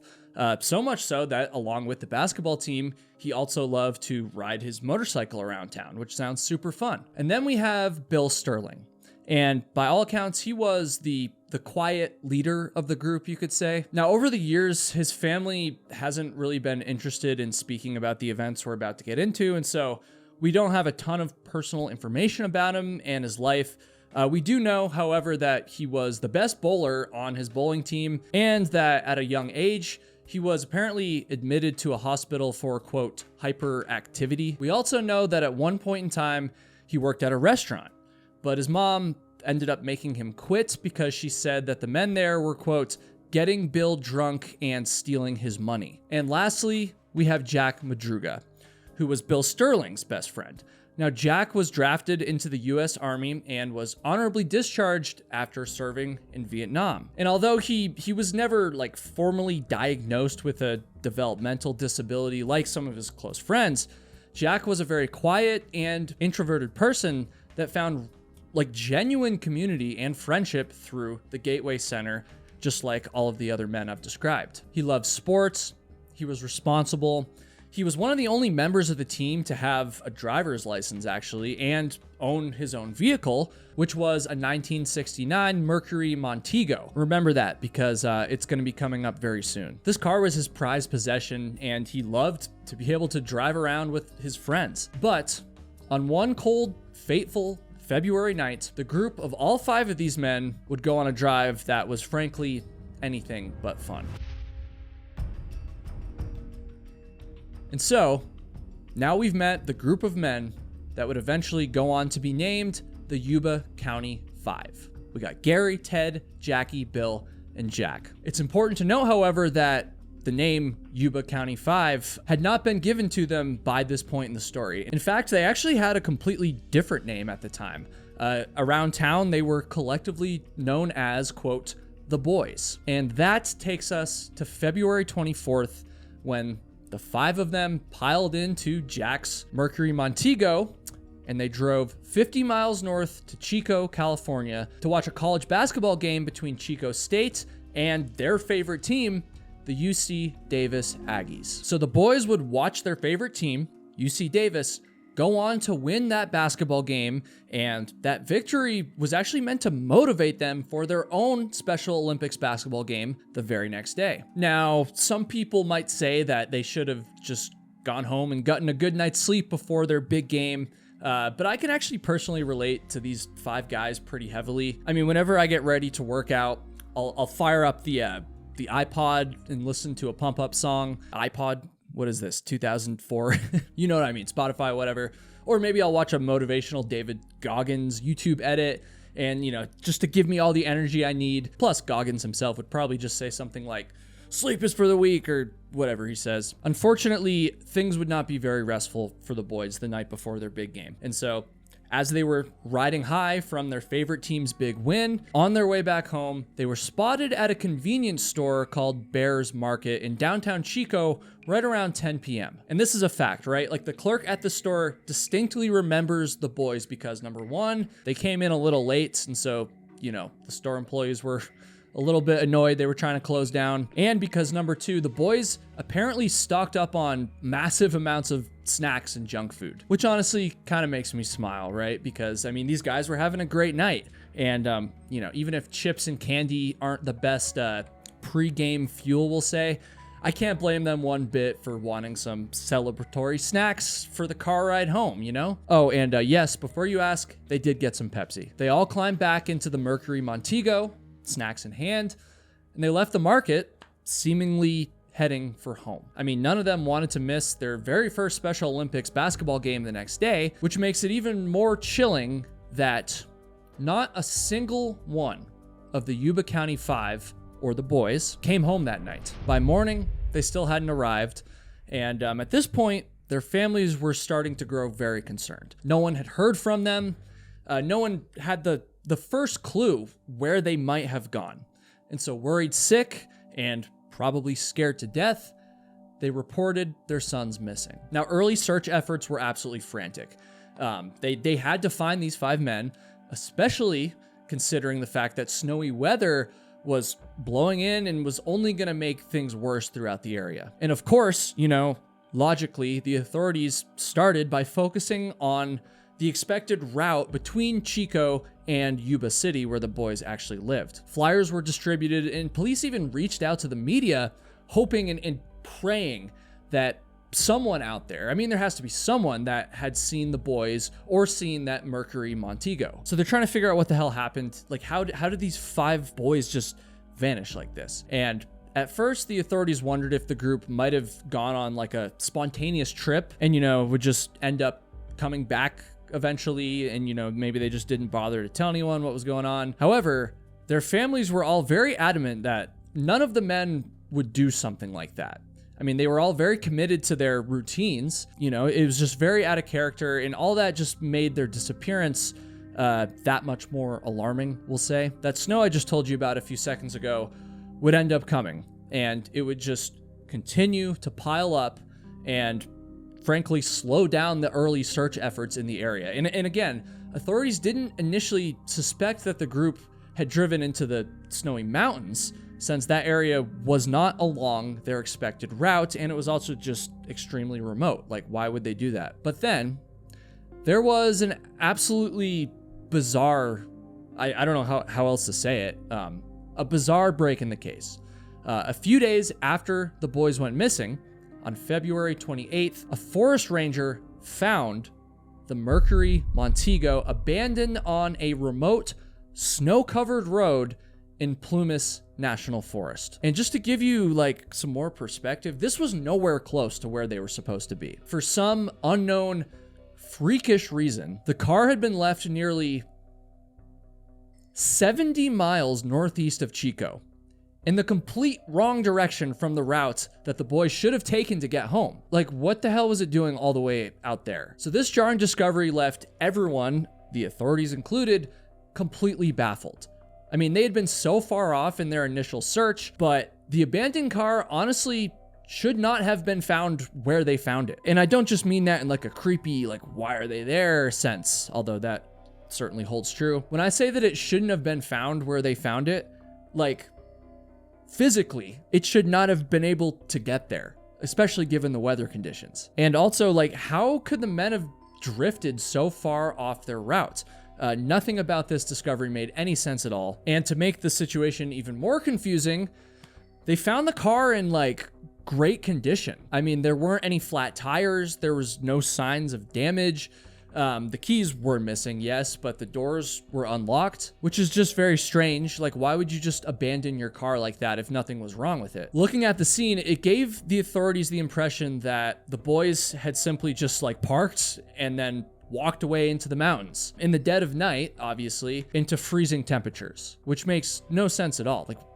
What? And so now that they had found Jack Madruga's car, the search teams were kind of able to zero in on the Plumas National Forest. But again, the heavy snow made it nearly impossible to complete a legit thorough search, we'll say. Despite using helicopters, snowcats, horses, and any other resources they could get their hands on, teams were not able to find any additional sign of the boys. The brutal winter weather had basically exhausted and defeated them, and eventually, as unfortunately happens in these cases, the search stalled out. Demoralized and at a loss, people started to wonder, how did 5 men get lost up there in the middle of the wilderness like this in the first place? They were seemingly 70 miles off of their expected route in deep snow. And on top of that, they had abandoned a perfectly working car only to presumably walk deeper into the forest, go out on foot. It just didn't make any sense. But of course,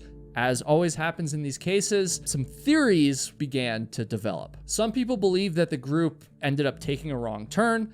One theory was that the boys may have taken like a side trip to go visit some of his friends in a nearby town. However, this theory would quickly die out after police discovered that Gary's friends hadn't seen or heard from him in like over a year at this point. Other theories, obviously, suspected foul play. I know a bunch of you were probably thinking that already, even though I haven't said it yet. There apparently were reports that a town bully had confessed in church to being part of, killing the 5 men. Now, nothing ever came out of that alleged confession, but if the boys did feel threatened by someone in any way, then perhaps the confusion and the fear would knock them off course and make them run out of their car in a hurry or something like that. But at the same time, like, if there was somehow foul play involved, then how come the abandoned car showed zero sign of a struggle? I mean, if someone had tried to harm these 5 very athletic men, by the way, some of whom were Vietnam War veterans, as I said, wouldn't there be like some kind of damage or just like any even tiny little bit of evidence of that? Rumors swirled around town that the boys may have been involved in a fight outside of the convenience store in Chico that I told you about a few minutes ago,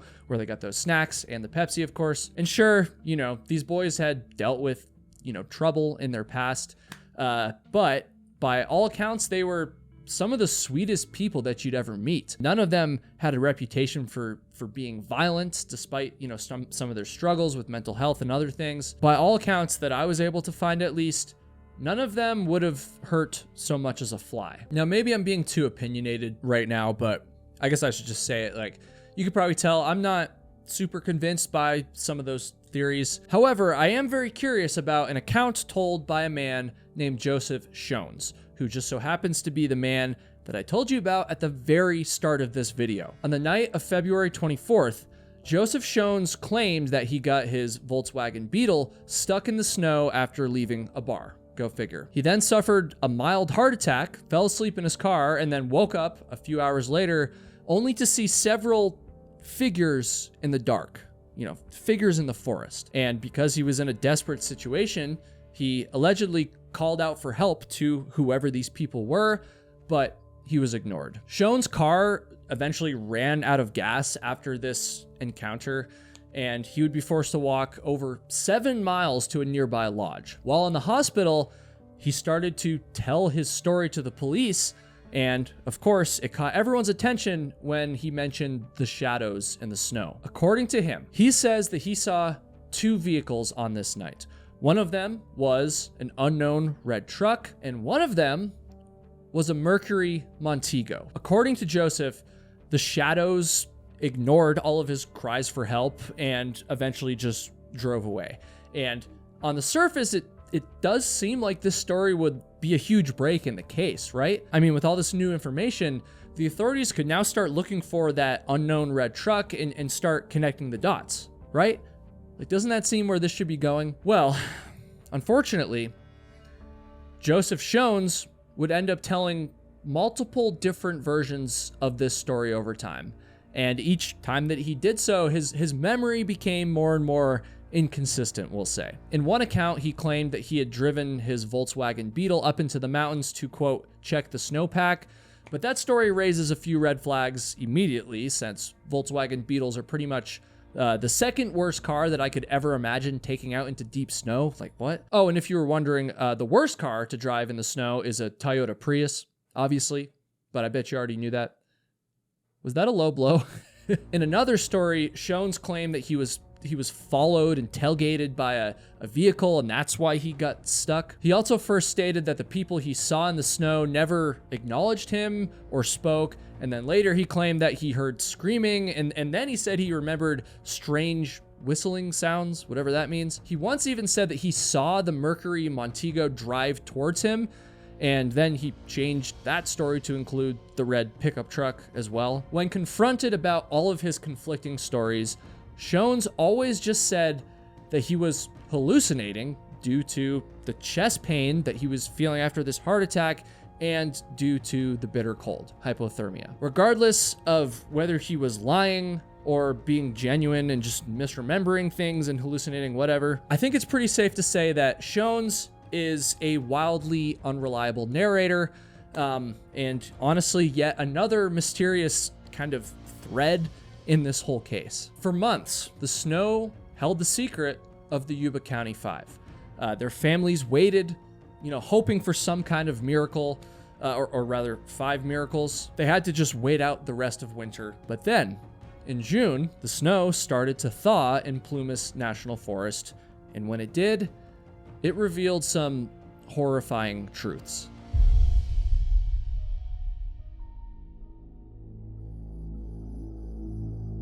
On June 4th, a group of motorcyclists came upon a Forest Service trailer located at a campsite about 19 miles from where the Montego had been found. And these motorcyclists were shocked to discover that the front window of the trailer had been broken, and when they opened the trailer door, they were overwhelmed with an extremely strong odor. I think you know where I'm going with this, or at least you probably partially know.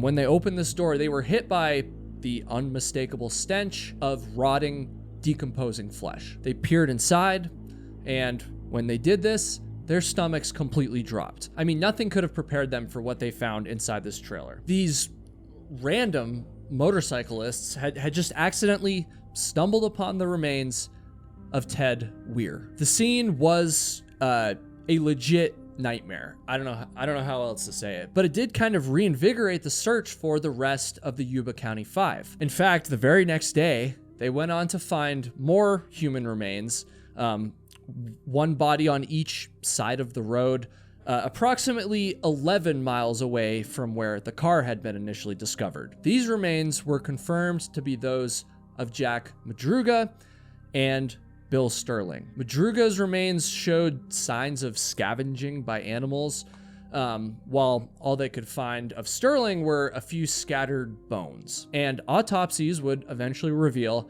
that both men had died of hypothermia. Investigators would heartbreakingly speculate that one man may have grown drowsy and then finally collapsed, while the other man maybe refused to kind of leave his side and stayed there with him and then ultimately perished as well. And as if that wasn't just brutal and heartbreaking enough, 2 days later, as part of a completely different search party, Jackie Hewitt's father searched beneath a bush about 2 miles northeast of where that trailer was found by the motorcyclists. And when he was doing this, he discovered a human backbone. They also found nearby jeans, shoes, and they found a skull about 300 feet downhill from the bush, which would later be confirmed through dental records to be that of Jackie Hewitt. His cause of death was also determined to be hypothermia, unsurprisingly.